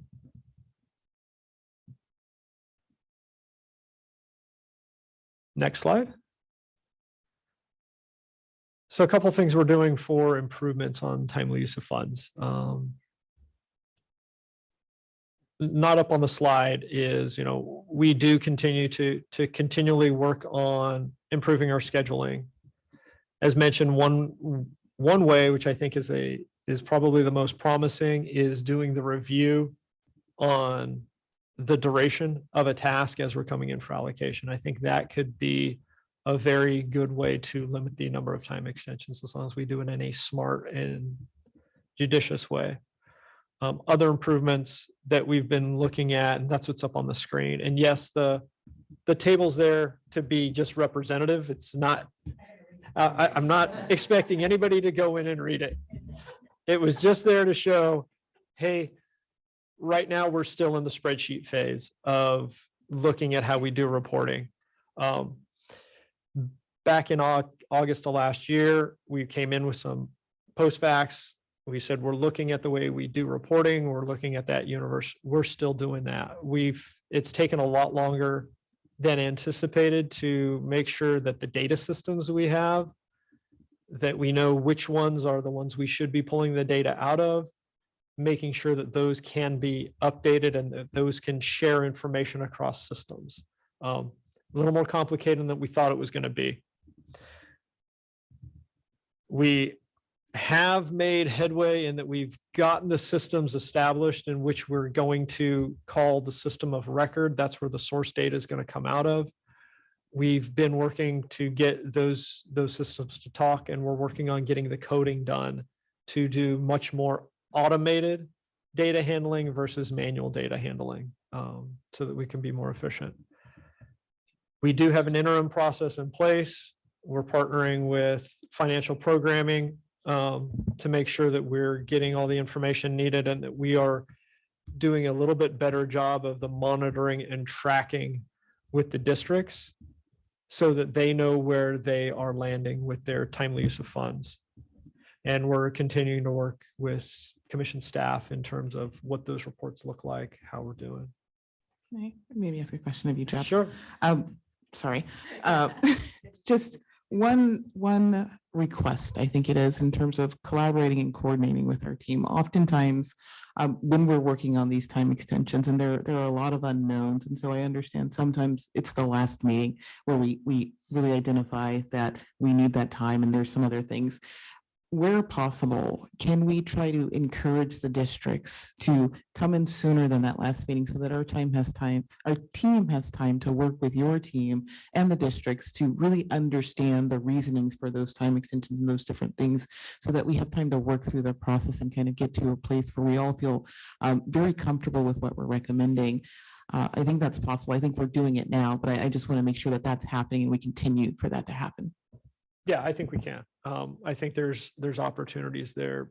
I think part of it is a culture shift in terms of if we're coming in for an allocation time extension, we still drive to try to get to the end of that fiscal year. And then all of a sudden June shows up. It's like, we're not going to make it. So let's dump all the time extensions in June.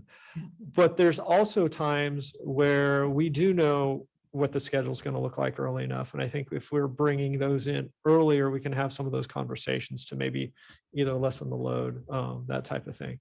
It may look funny if we're coming in for an allocation time extension in March when we got 3 months later. But if we've done the analysis and we know we're going to need it, I don't know why we couldn't. Yeah, and I think working with the team, it doesn't even necessarily have to be that you've come in with a time extension. Sometimes a heads up is helpful, right? Yeah. And those types of things are really great. So thanks. Yeah, one of the things we do track on the watch list that we are sharing is when if we know we're gonna have fiscal year delays. And so that may be something that we start bringing up a little bit more with commission staff as we're going through the watch list.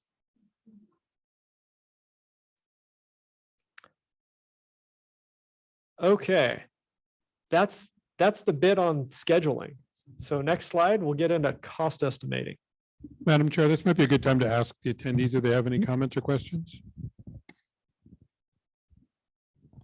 Okay, do we have any comments or questions?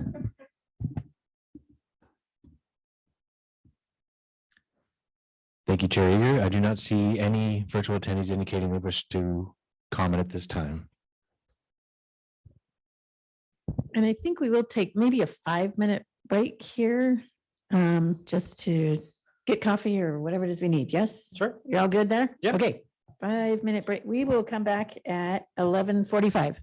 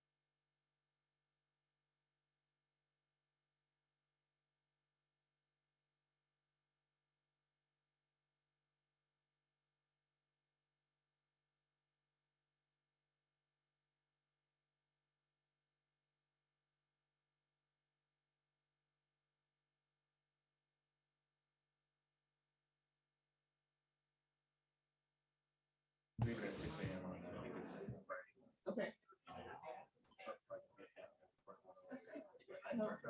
I think it's gonna be great. It's gonna, I'm sending it. Okay, we're gonna start. Yeah. Jeff. Hi, team. Hey, Jeff. Hello, Jeff. He's like all into. You're on the hot seat again. He was listening to me. Sorry, that's a mistake. Douglas, we ready to go again? Okay, Jeff, cost estimation. Okay, make sure I got the mic turned on. So we've covered scheduling. Now I'm going to kind of go into how we put cost estimates together and the tools that we use to manage the risks within cost estimating. There's going to be some repeated risks that you'll see, but I'm going to focus more on how they impact cost versus how they impact schedule. And then I'll get into our use of supplemental funds, as that's the one tool we have when we come into the CTC on cost changes. Next slide. So how we estimate cost depends a lot on where we're at in that delivery process. So if you go back to that phase diagram, if you will, that shows how we come out of planning, go into environmental, go into design, we'll use a different mechanism or a different type of estimate in those different areas based on what we know, what we don't know. When we're early on, we'll use a preliminary estimate, and that is usually looking at the type of project. So let's say it's a pavement rehab project. We'll just do it by lineal feet. We'll look at past projects that covered X number of miles. That'll give us a lineal mile, a lineal feet cost that we can then apply to the new project. That's kind of a starting place that we've got. We'll also use general assumptions to look at where we think there might be risks and how we apply that. That contingency we talked about when we're doing our preliminary costs is very much just a general contingency because we don't know a lot. We'll throw maybe an additional 20, 25% on. That contingency will change as we go through the process. So that kind of sets up that initial programming estimate that is 3 or 4 year, maybe, if it's a long lead, it could be 5 or 6 years before it goes actually out to construction. For our normal what I'll call bread and butter type projects, it still might be 2 or 3 years before that project's hitting construction. So we will apply escalation factors and things like that as well. But that's kind of a long ways out from when it's actually going into construction that we're trying to put a price tag on something. As we go through the project and we know more about what the design looks like, that's when we get into what I call a hybrid estimate. If we know what a certain design parameter or what the design solution is, we'll be able to do a quantity takeoff. We can use the actual plans to say, okay, it's going to use X number of cubic yards of concrete at such a price tag and so many yards of, so many pounds of steel, that type of thing. But for the things that we have not designed yet, we still may use that square footage or lineal kind of more general estimate, and we'll combine the two. That provides us with a hybrid estimate. The final one is the one that is what goes out for that contract when we're putting out to bid, and that's the engineer's estimate. So that is based on the contract package. It looks at the specifications, it looks at the plans, it puts quantities to everything. It is done with the designer and a checker. So 2 people actually do an estimate. They then compare those numbers to make sure that they are counting everything correctly and they're putting the same price on it as they go through it. So those are what we call material quantity takeoffs. The pricing that we use for those material quantity takeoffs is based on historical bids. We have a database that we have been tracking for many years. I don't know actually how long it goes back, that every contract that comes in, a bid item and that price goes into that database. So we can look at by district, by type of material, what the range is for a given item. Pounds of steel might be between 5 cents to 20 cents a pound. Sorry, I don't know if that's even accurate in terms of the pricing. I'm just trying to give an estimate, a representation out there. Don't hold me to that down the road. The important thing about the engineer's estimate is it's a certified estimate. So after the planner or the designer and the checker go through and they agree on a number, it then gets kicked up to the district director in terms of this is what the price is. This is the process we followed, and they certify that that estimate is as accurate as possible. One thing I'll touch on it here to think about when we're doing engineers' estimates versus the bids. When we're doing the engineer's estimate, we're basing it on the plans, the specs that we have, and the pricing of that material. We're putting a price tag on it. We're not estimating really the cost of the project versus what we think it's going to get bid at, because we're using bid prices. So we're not calling up contractors and saying, hey, what are you going to bid for that? So there's a little bit of discrepancy there between how we develop an estimate and how a contractor develops an estimate. One of the examples that we've used in the past is, if you think about it, the material pricing that's out there, everybody's going to be paying for. So if you've got a project that's concrete, the concrete price is going to be the same for everybody that's competing. We're a prevailing wage state, so the labor market that's out there should be about the same for everybody. The only difference that we can't really capture when we're doing our engineer's estimate is the means and method that are going to be used during that contract. So how one contractor may put something together versus another one, or what kind of profit they want to put on the project. They may be bidding a project just to keep their crew busy, or they may be very busy and they're putting a elevated price out there in, well, if I get it, great. And they put more profit onto it. That's where that bid competition comes in. If we have very few bidders, we don't have as much competition, tends to see higher bid prices if everybody's busy. If people have more capacity to do projects, we'll see more bidders, that draws them down. So it kind of goes back to the conversation we had earlier. If we can get more capacity on the bidding side, we can get more bidders and hopefully drive that competition.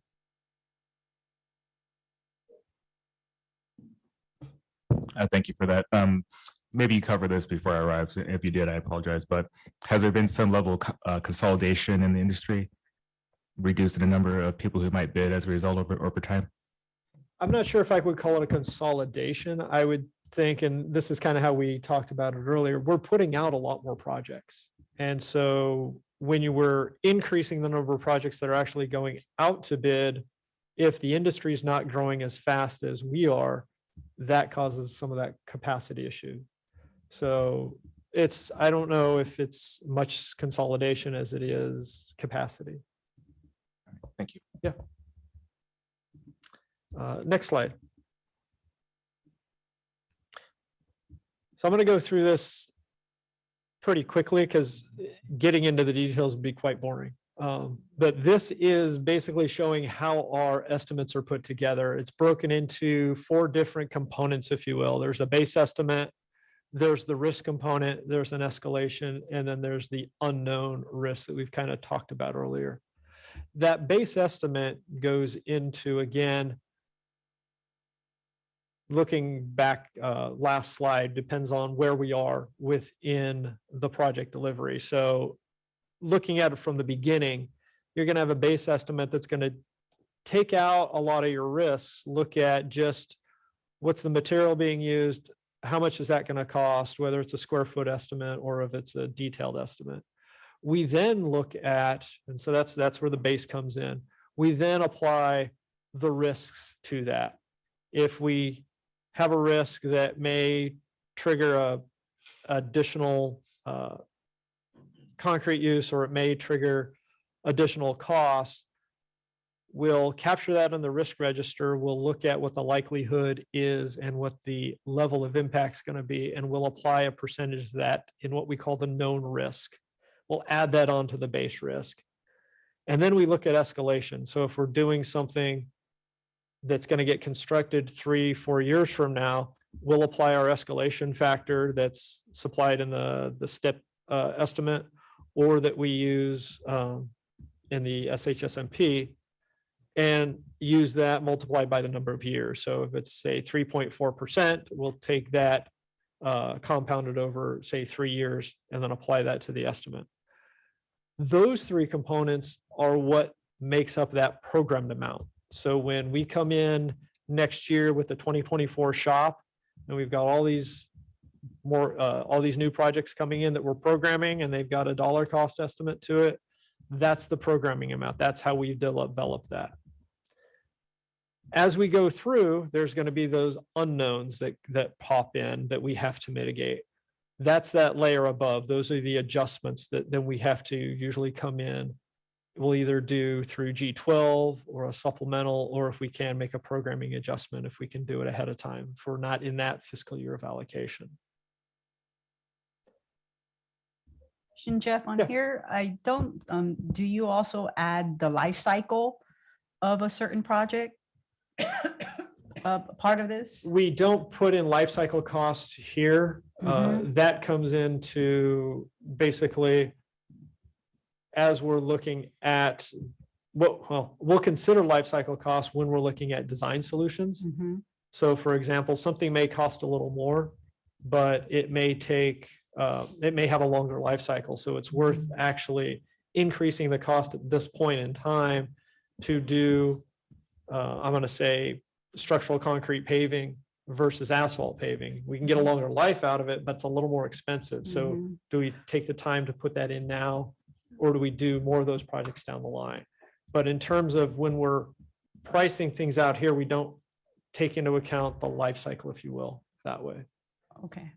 I actually have a follow-up question about concrete, because the slow GHG concrete, and knowing that we're going to have so many more paving projects and big heat effects during heat season, I guess I'm wondering, is it possible to start looking at economies of scale, and knowing that you're going to have all these bids and all this need for some of these materials?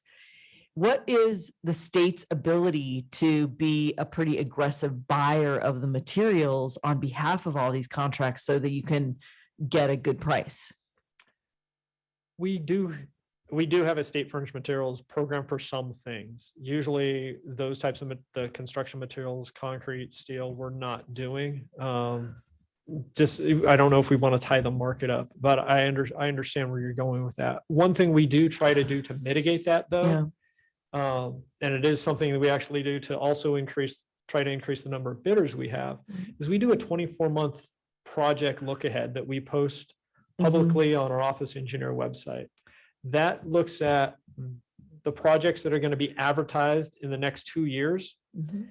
And it looks at the material needs for those projects, so that the hope is, as contractors are looking at that, as industries looking at that, they can take some steps as well to say, oh, this is a good project in my area where I'm going to need a lot of asphalt, or I'm going to need a lot of concrete. They can work their side of things to get those materials on hand. But if we know that asphalt has emissions and heat issues compared to the concrete, and it seems as though the concrete would be willing to, as we're encouraging better, more sustainable products, and it's cooler and it doesn't warp under heavy trucks. And we know that with EV trucks and things, that the vehicles are going to get heavier.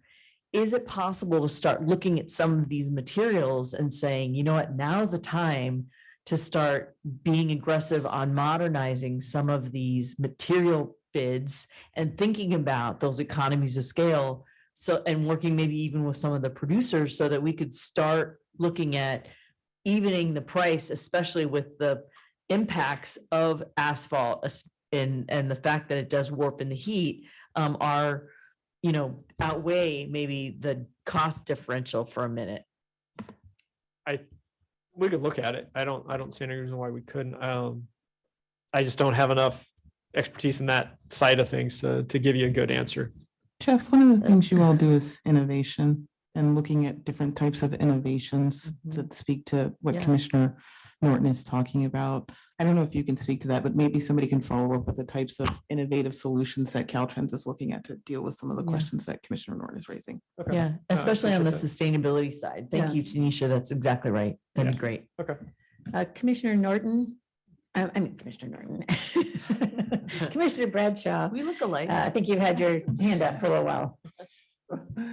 I think Commissioner Norton in a good way has triggered my thoughts about something. I've had a number of meetings with engineering contractors over the last 4 or 5 weeks, and an issue that keeps coming up from them, I'm not sure the solution, but as we're talking about materials, that when they're looking at projects that may not be starting for, just plugging in a number here, let's say it's a year out, but it could be 2, could be more, that the ever escalating cost of materials is becoming an issue. So when they look at bidding, right, because again, I believe everyone's aware of the challenges, supply chain and everything else, whether it be within the state or not. So again, you have concrete right here, for example, but that the costs, right, can spike 10, 15, 30% over that time period before the project starts.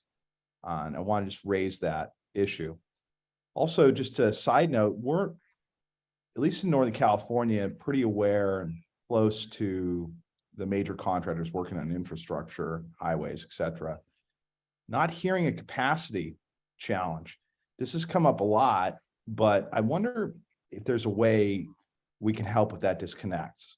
Both contractor associations and their labor partners. Is there something we could do, maybe an informal group up, not unlike this, to talk about directly with industry? Because I keep hearing, I'll speak for myself, I keep hearing this capacity or this and that. And it's just in my day job as a primary partner with most of those contractors, we're not hearing that. So 2 things I wanted to raise. Thanks. So one of the things we are doing along those lines is we do have a bi-weekly meeting with industry, Dunmore Construction Group, that we let them know what's going on with the bidding environment. We let them know what's coming down the pipe, but we also allow for kind of that open discussion in terms of what are they seeing, where are they seeing challenges, those types of things. And I think you're right. Maybe for the northern part of the state, we're not seeing as much capacity issues. But I do have to look at what we are seeing for some of the things in the southern part of the state where we're only getting one bidder, and looking at challenges that they're seeing as well.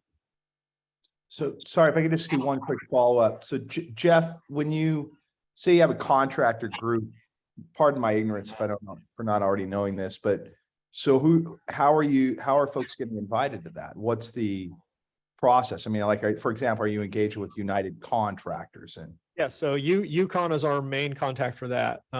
Good.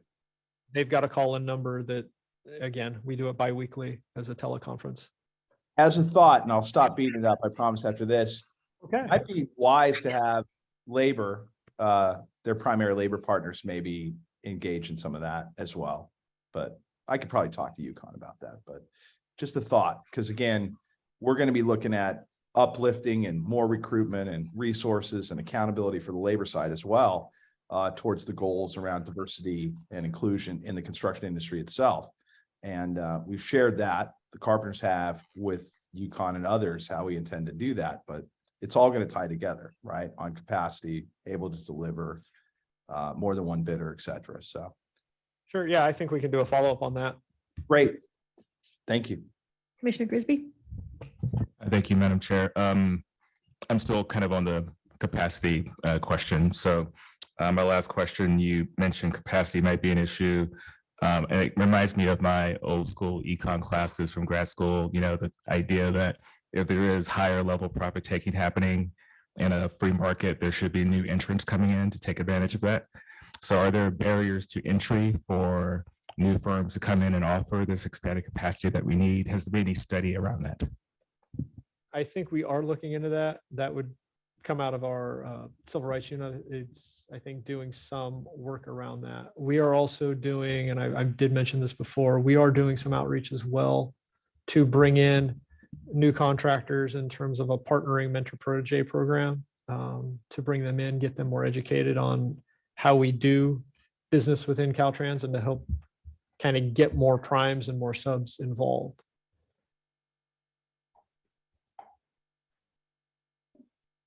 So next slide.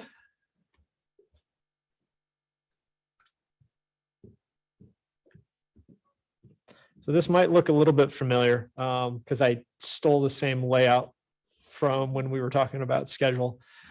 So this is cost risk. If you didn't notice, I try to color code it by the phase that we're looking at. So again, we've got our environmental design.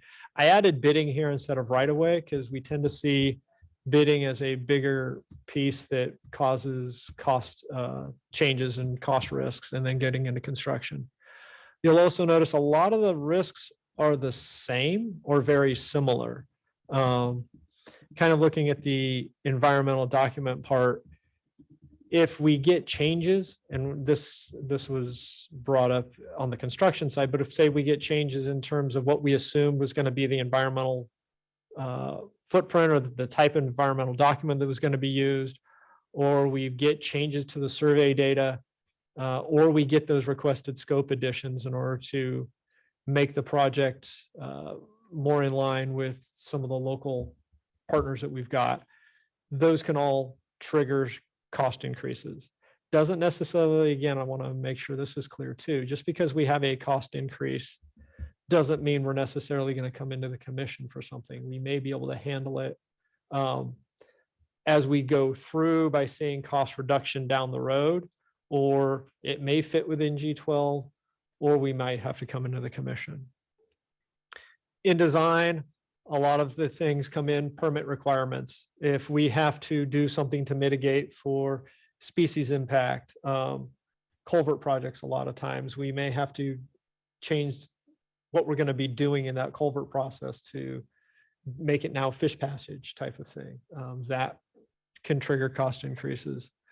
Geotechnical data, we may do drilling, and we may do drilling at a certain interval and then make assumptions between those potholes, if you will.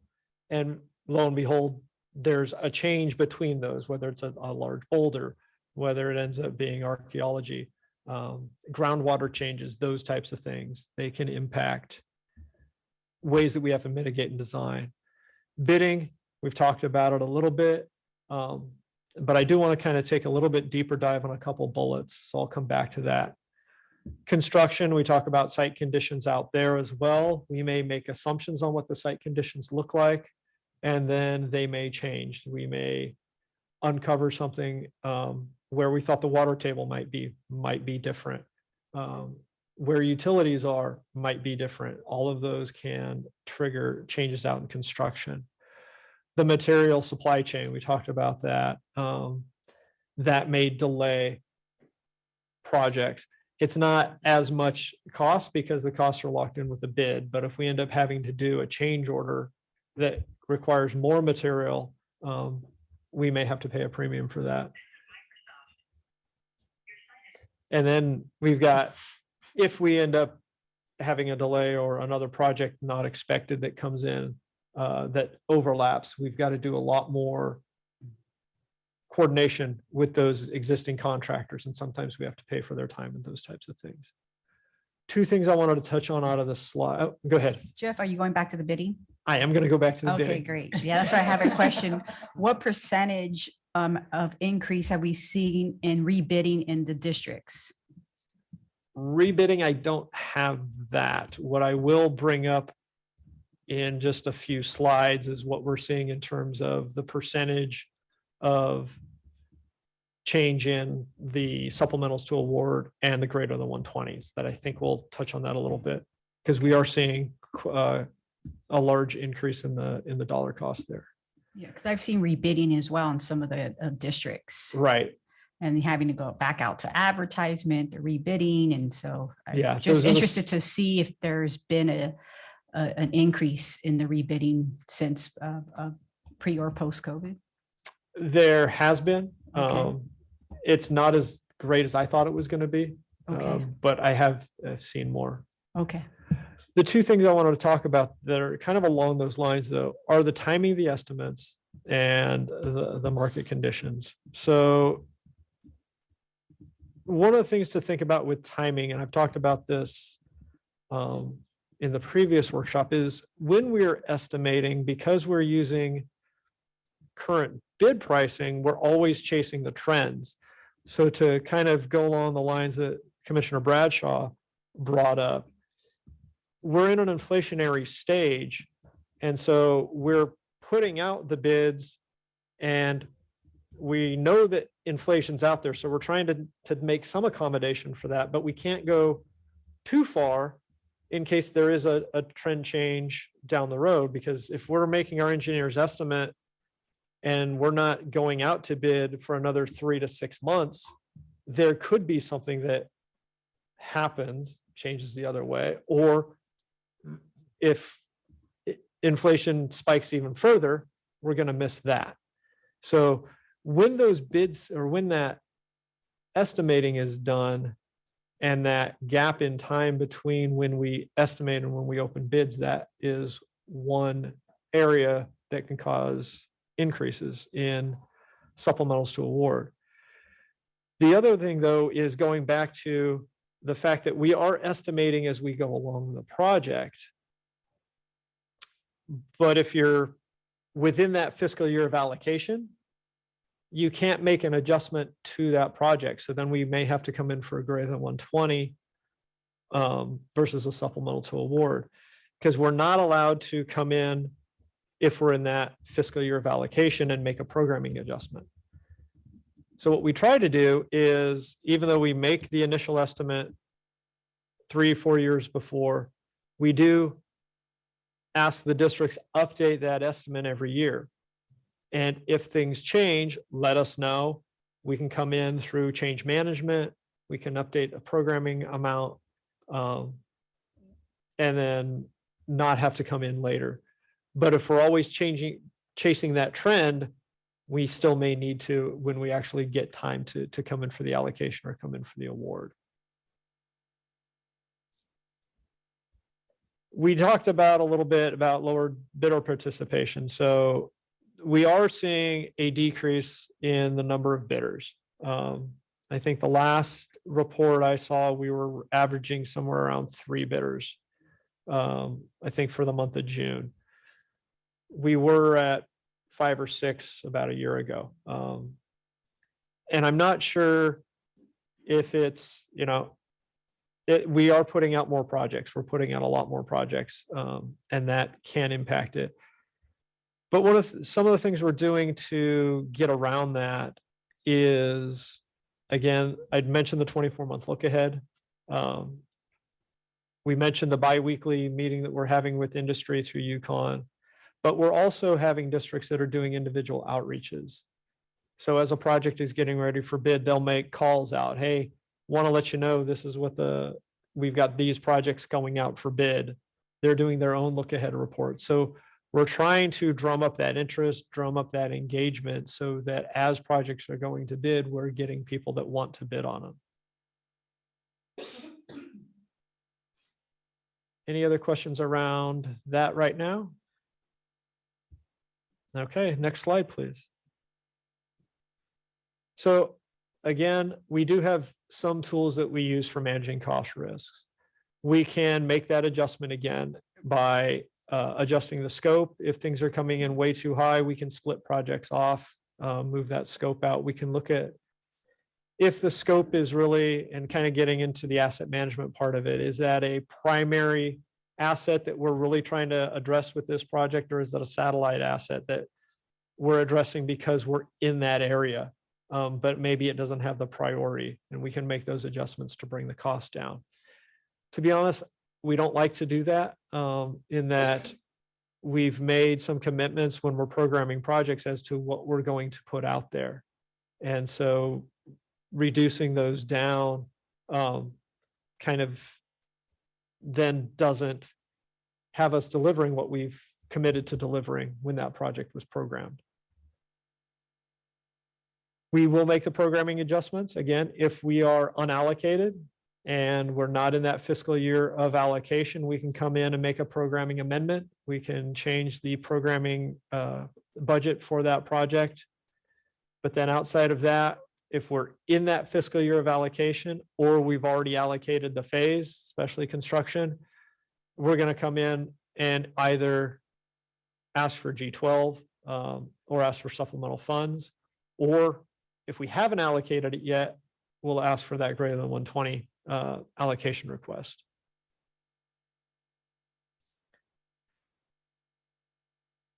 One thing I didn't mention on here, for projects that are over $25 million, we do require the project team to go through a value analysis to try and make sure that we're doing the most efficient project. So what a value analysis does is it takes a look at the project and other alternative ways of combining scope, getting work done that maybe the PDT hasn't considered. So we kind of bring in some subject matter experts, almost like a peer review, if you will, to see if there's anything in terms of how the project is being proposed to get done, timing of lane closures, traffic handling, combining with other projects, anything that we could do to bring more value to the project that would then help with the cost. So we require that on anything that's over $25 million. It's optional if a district wants to do that on something less than $25 million. But even without a formal value analysis, we're always evaluating the construction options and the design options to try to get the reduced costs. Next slide. So this ties into what Tim asked very early on. And when we have changes, we have a very formal process that we go through to make sure that we're elevating the right things to the commission, or can we handle it at a lower level within the district or within headquarters? So whenever there's a major programming change, a greater than 120 request or a supplemental request, it goes through this change management process. So the PDT, project development team, develops the change and makes a recommendation. They'll then discuss that with the district management. District management will then consider what the alternatives are that are coming forward. They'll look at what corrective action they want to implement. They'll go through and then decide how they're going to implement that corrective action, whether it's kind of a no change, whether it's an amendment, whether it's a G12, or whether it ends up coming, they want to pursue a greater than 120 or supplemental. If they're doing a greater than 120 or a supplemental or G12, headquarters gets involved. So they'll bring it in.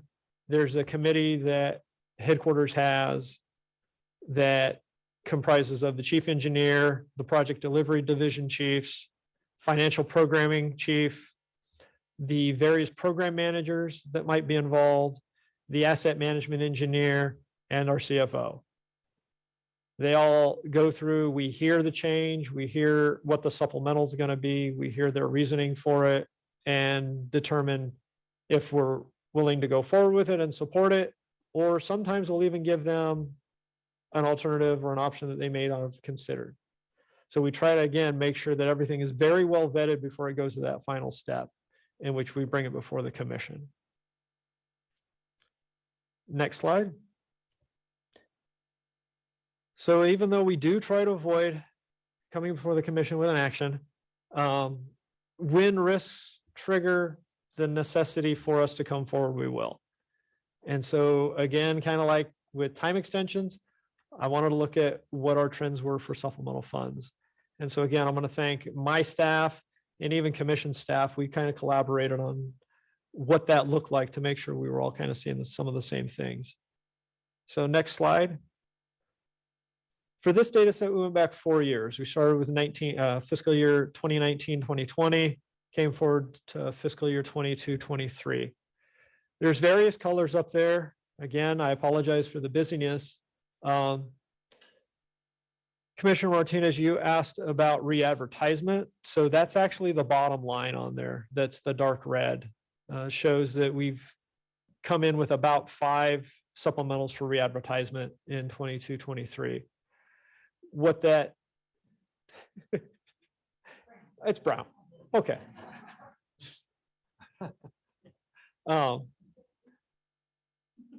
So one of the things that we do miss though is if they decide to repackage and they think it's going to come in around the allocated amount, they may not come in for a supplemental to re-advertise. That may show up as a supplemental to award. So with supplementals to award, and I put it in blue for a reason, because I knew everybody would see it, we are seeing an increase in the number of supplementals to award. Part of this has to do with the fact that, again, we're chasing bids.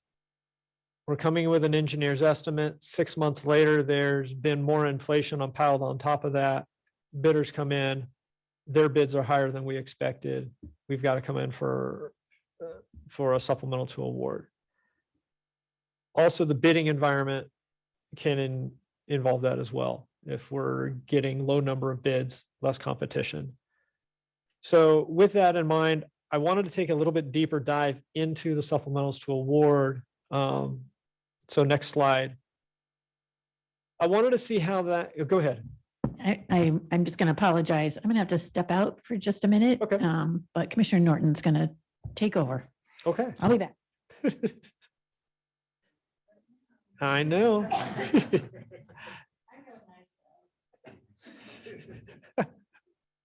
So looking a little bit deeper into the supplementals to award, and again, knowing that we're chasing inflationary trends, I wanted to really see if that was just anecdotal evidence. So I went ahead and the top graph shows what our supplementals to award look like in terms of the number over the last 4 fiscal years, and then the percentage of projects that awarded. Question? I want to make sure, Commissioner Bradshaw, is your hand still up to speak?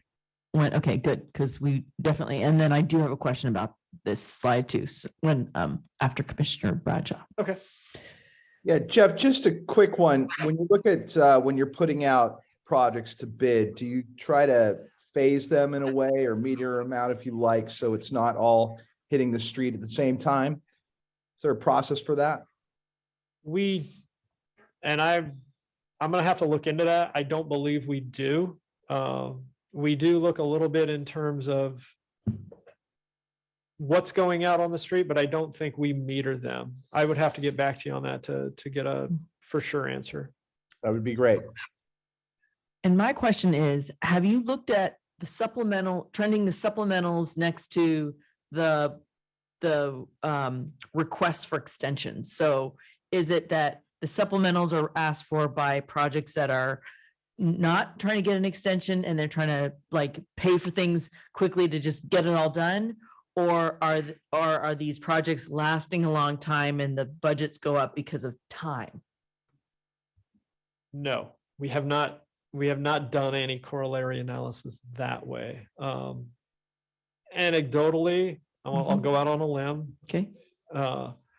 I don't think we're going to see a strong correlation there. I think we'll see some for the ones that maybe have large amount of time duration on the supplementals, the time extensions to allocate, Right. if they're allocating construction, because then they're going to get locked into what their programming amount was in that year in which they took the extension. Mhm. As those come in, yes, then I think you will see maybe more, so actually greater than 120 requests versus awards. At least I would hope so, because we should be updating those estimates.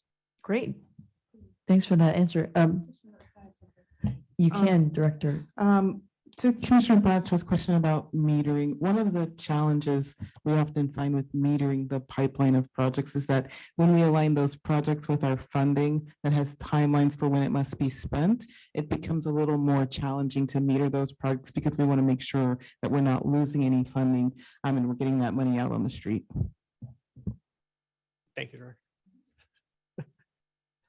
So what I did want to show here is at the top graph again is the supplementals to award by number and then percentage. So again, total number of awards that were made versus ones coming in for supplementals. You can see we peaked at, we're about 12% for this year.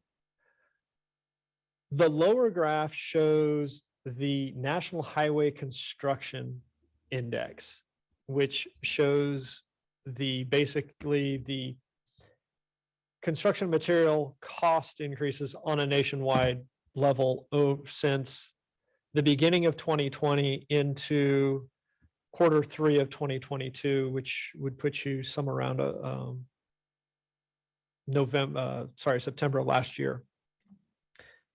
Notice the trend's about the same in terms of the fact that you're seeing at the end of 2020, so that would be the middle of the 2021 season, you're seeing the low point and then you're seeing it increase with a higher increase as we get further into 2022. Going back to the fact that we're chasing trends, as that inflationary rate continued to uptick, we're going to continue chasing that trends, which again will cause us to have some more supplementals to award that come in. So even though we try to account for the latest bid prices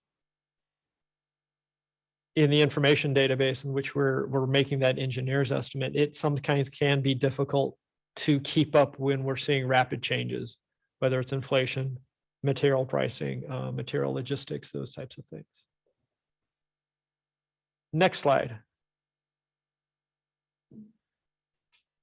So here is literally the money slide.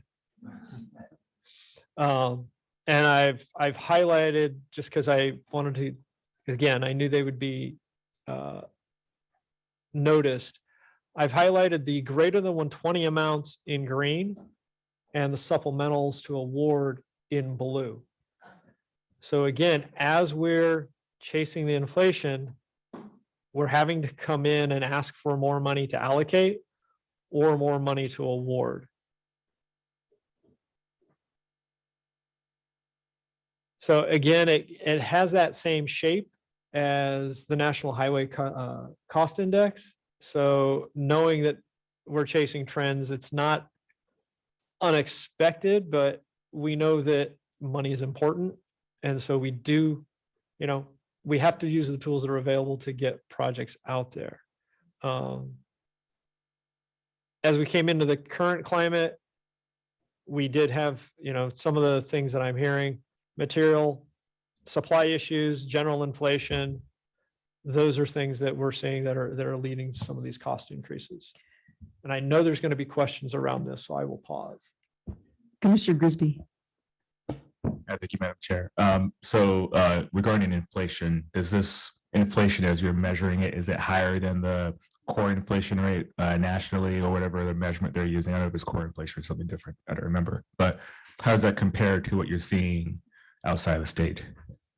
So California's got a slightly higher inflation rate, I think, than the national average. But again, we don't apply inflation to our estimating that we're doing. We're using current, and then we're using kind of an engineering judgment to give some I guess you could call it an inflation rate, but it's not tied exactly to the national inflation rate.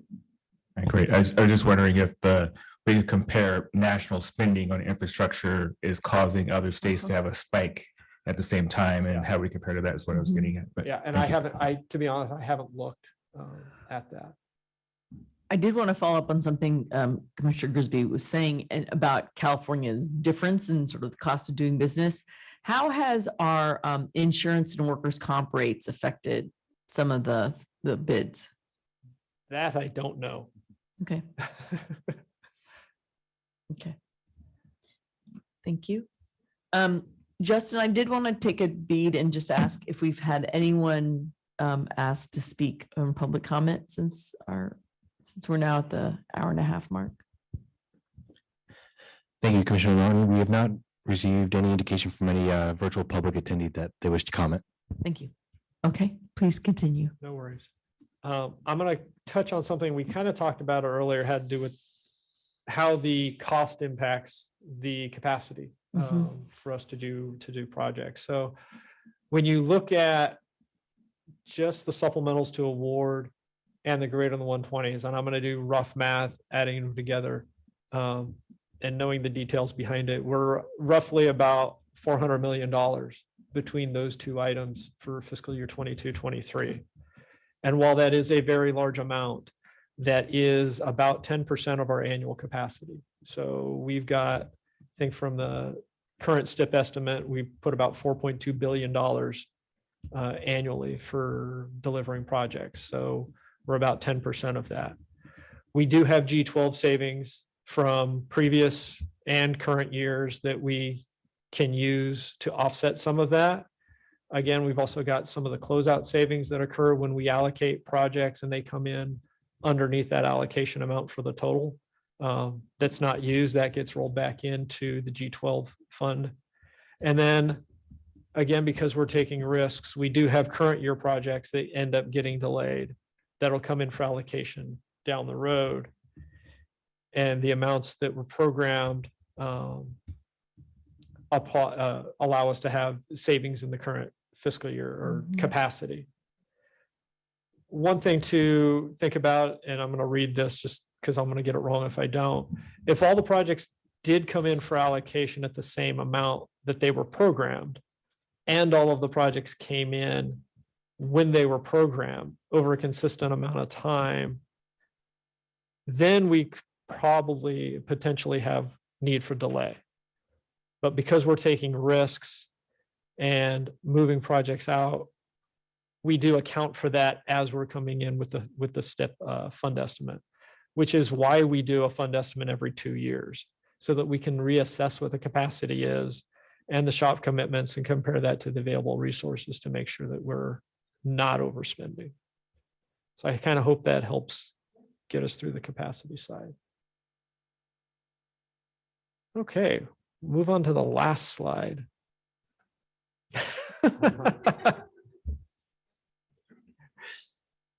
So talked a lot about supplementals, what they look like. I'm going to wrap it up with this slide. I've got 2 graphics on here. First, the top table.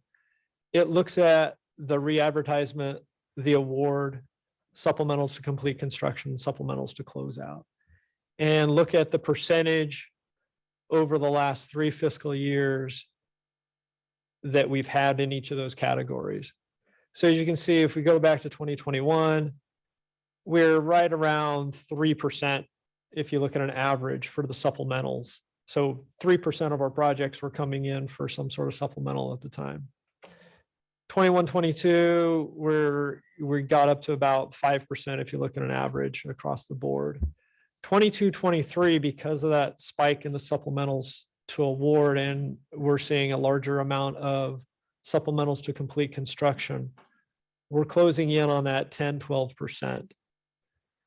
So that bottom graphic is actually something that we used and you can go back and look if you really want, back in 2020, to look at how our portfolio of projects really narrows down into what comes before the commission. So it's there to show how by managing risks, we actually minimize or try to minimize the amount of projects that we bring forward. So at the base of the pyramid is the portfolio of capital projects that the districts are delivering and managing and going through change management. Risks that occur that they then bring in through that change management process to headquarters is represented in that middle layer. So fewer projects come up that headquarters is getting involved with. And even though the watch list I've got there in that layer between CTC and headquarters management, we could apply that to the entire pyramid. We're doing the watch list. The reason I've got it there in that gap space is the watch list that we share with commission staff now on a monthly basis really only touches on the high and very high. So those are the ones that you may see coming in. But again, through management, not all of those come in. So that's what that top of the pyramid is that is representing the number of projects that is actually coming forward to CTC for some sort of action. So whereas we used to be about 5%, we're now somewhere around about 10. So we're going to continue to take risks. Definitely want to do that so that we can maximize the amount of projects that we're putting out there. But we also need to apply the lessons learned in managing those risks so that we can continually to meet the challenges and not have to come forward for commission intervention. And with that, that's all the slides, but happy to have more conversation and questions. Yeah. I wanted to ask as the follow-up, because I think your point about continuing to take risks is great. And obviously we're innovating, California is a state of innovation, and we are innovating on building materials, construction, we're innovating in labor, we're innovating in our sustainable goals. So things are going to be a dynamic. It would be helpful if we could maybe get a report back on some things about the ability to have this contingency support, because if the federal government is going to bounce projects back and say, wait, there's a lot of risk, we need you to double that, what can we do? The other is, I do think, given where we're going with CAPDI, and given that we have these elements of our construction process now, whether it's EV construction equipment, whether it's low carbon concrete, whether it's some of these materials, how can we start building in that innovation and yet not blowing timelines? How can we start looking at economies of scale and how we can do that? And then I really appreciate Director Taylor and this Caltrans working together to be harmonious in terms of like bringing things to, even the time requests, et cetera. Tim, you've been really good about having us understand why time extensions are needed. It really helps to have these deep dives so that when we go back to the public and say, why are we doing this? This isn't just a rubber stamp. We understand, and Caltrans has really been listening as to why things are changing. So it would be just helpful to have this report back on how do we meet these goals? How do we deliver more projects? I mean, we are in some of the heyday of our infrastructure spends federally and statewide. And I think it's important as we're looking at SB 1121 and planning this 10-year needs assessment, how we deliver projects to meet the needs. So I just want to thank you for really giving us a deep dive and answering all of our questions, because I think this is really about, good project management, fiscal management, and really delivering on the needs of the state. So I thank you for that. Commissioner Grisby or Commissioner Martinez, do you have other things you wanted to add? I just wanted to say thank you, Jeff. I know we asked a lot of questions, and as we move forward, I just think we have a lot of ample opportunity to, do things a little differently in regards to our processes, our structures, and having honest and meaningful dialogue and conversations, not just with us as commissioners, but our commission staff, but also with the legislature. As we continue to say that we're innovative, as Commissioner Norton said, a lot of our policies don't allow us to be as innovative, right? Especially when it comes to infrastructure. And so we have to figure out ways of how to help. You guys are the experts, right? To help the legislature and the administration to move us in that direction, because we're not the engineers, we're not the planners, and many of us as commissioners as well, we're not in your field. I'm trying to understand it, and I'm a nerd when it comes to figuring out numbers and why you all do what you do. But ultimately, I think it's imperative for you all to share with us what is needed and how can we help advocate on your behalf to the legislature and the governor to make these changes so that your job becomes easier and we don't have to continue down these patterns, because I do believe that there is a lot more money coming. We want to utilize those funds effectively, efficiently, but sometimes our processes don't allow us to do so. So thank you for engaging us in regards to our questions. Thank Thank you so much. And Commissioner Bradshaw, I want you to know that I see you, I'm calling on you, and then Commissioner Grisby, you're going to get the last word. Commissioner Bradshaw? Thank you, Chair Morton. Also, Jeff, really, I'll echo what was already said. Thank you for your, a lot of questions at you, and thank you for being as specific as you can. Just a couple of things I wanted to circle back on. When we look at, again, CAPTI, we look at the stated goals, mandates as well, where we're trying to go, particularly around environmental concerns, rightfully so.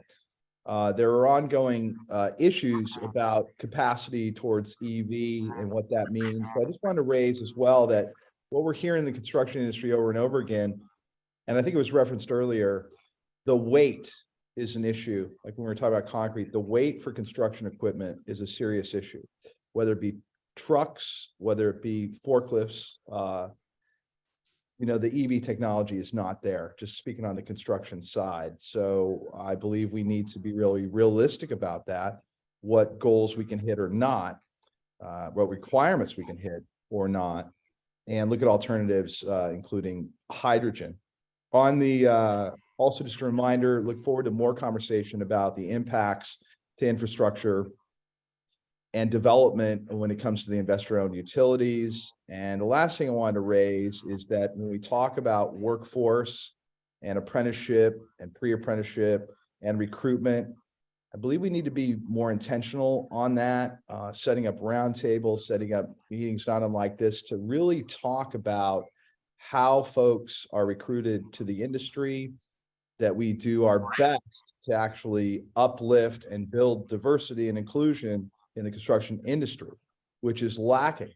And a couple ideas I just wanted to throw out for everybody is that the labor and the contractor side need to produce, not only that they have an apprenticeship program, that's fantastic, but what actually is the recruitment, what's the retention program, what's the trackable, right? If you're just talk about women in the industry for a moment, just as an example, what is the mentorship program, retention program, etc. Because if we don't do that, we're going to find ourselves in the same situation where projects will happen, hundreds of workers will come in, and they won't actually build a career. So I just want to put that out there because it's something that unfortunately could get lost, and it's got lost in the past. And we have to avoid that and look towards long-term careers in the underserved communities in particular, and our industry, it needs to catch up, and labor organizations and contractors and the state, and frankly, the commission, wherever we can, need to drive that. And so I just want to put that out there for further discussion at a later point. And accountability is good. It's good for the labor organizations. It's good for the industry. But just because an organization, I'll be generic, says we're recruiting women, right? We're focused on underserved communities, BIPOC populations, et cetera. That has not in general been the track record. Some do better than others. So just want to raise it because that needs to be part of this as well, to actually build and uplift our state at every level. Yeah, very wise. And Director Taylor, can we add Commissioner Bradshaw's points to the report back request? Of course. Thank you. Commissioner Grisby. Thank you, Madam Chair, and thank you, Jeff, for indulging all the questions. I appreciate that. We all do. And I'll just close by saying, I think, a lot of the things you discussed, it sounds like we're very similar to national trends. America has similar inflationary pressures when it comes to these sort of market conditions, when it comes to contractors. And that doesn't mean that we don't have the opportunity to try to find ways to show the rest of the nation how we can actually move beyond those and bring some of the efforts that we talked about. You mentioned earlier, market shaping activities at scale that could bring down the cost, make supply better for going forward. So thank you for your efforts and all the answers that you gave us today.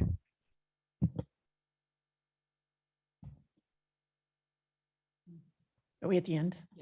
I came in right at the end. Okay, close us out. Yeah, thank you for being so flexible too. I know we threw things at you in between and you had to keep juggling, so we appreciate it. Obviously, we're interested. Obviously, this is a subject that we've been talking about for a long time, and We appreciate all the information that you brought. So thank you. And this is not the end. We'll continue this. Do we have any public comment? Thank you, Chair Yeager. We have not received any public comment at this time. Thank you. And no one in the room? Chair Yeager, I'd also like to mention for everyone that this PowerPoint presentation is available on our website. And the video from this workshop will be posted to our website probably by mid next week at the latest. Oh, great. Thank you, Douglas. Okay, with that, then we are adjourned. Thank you so much. Thank you.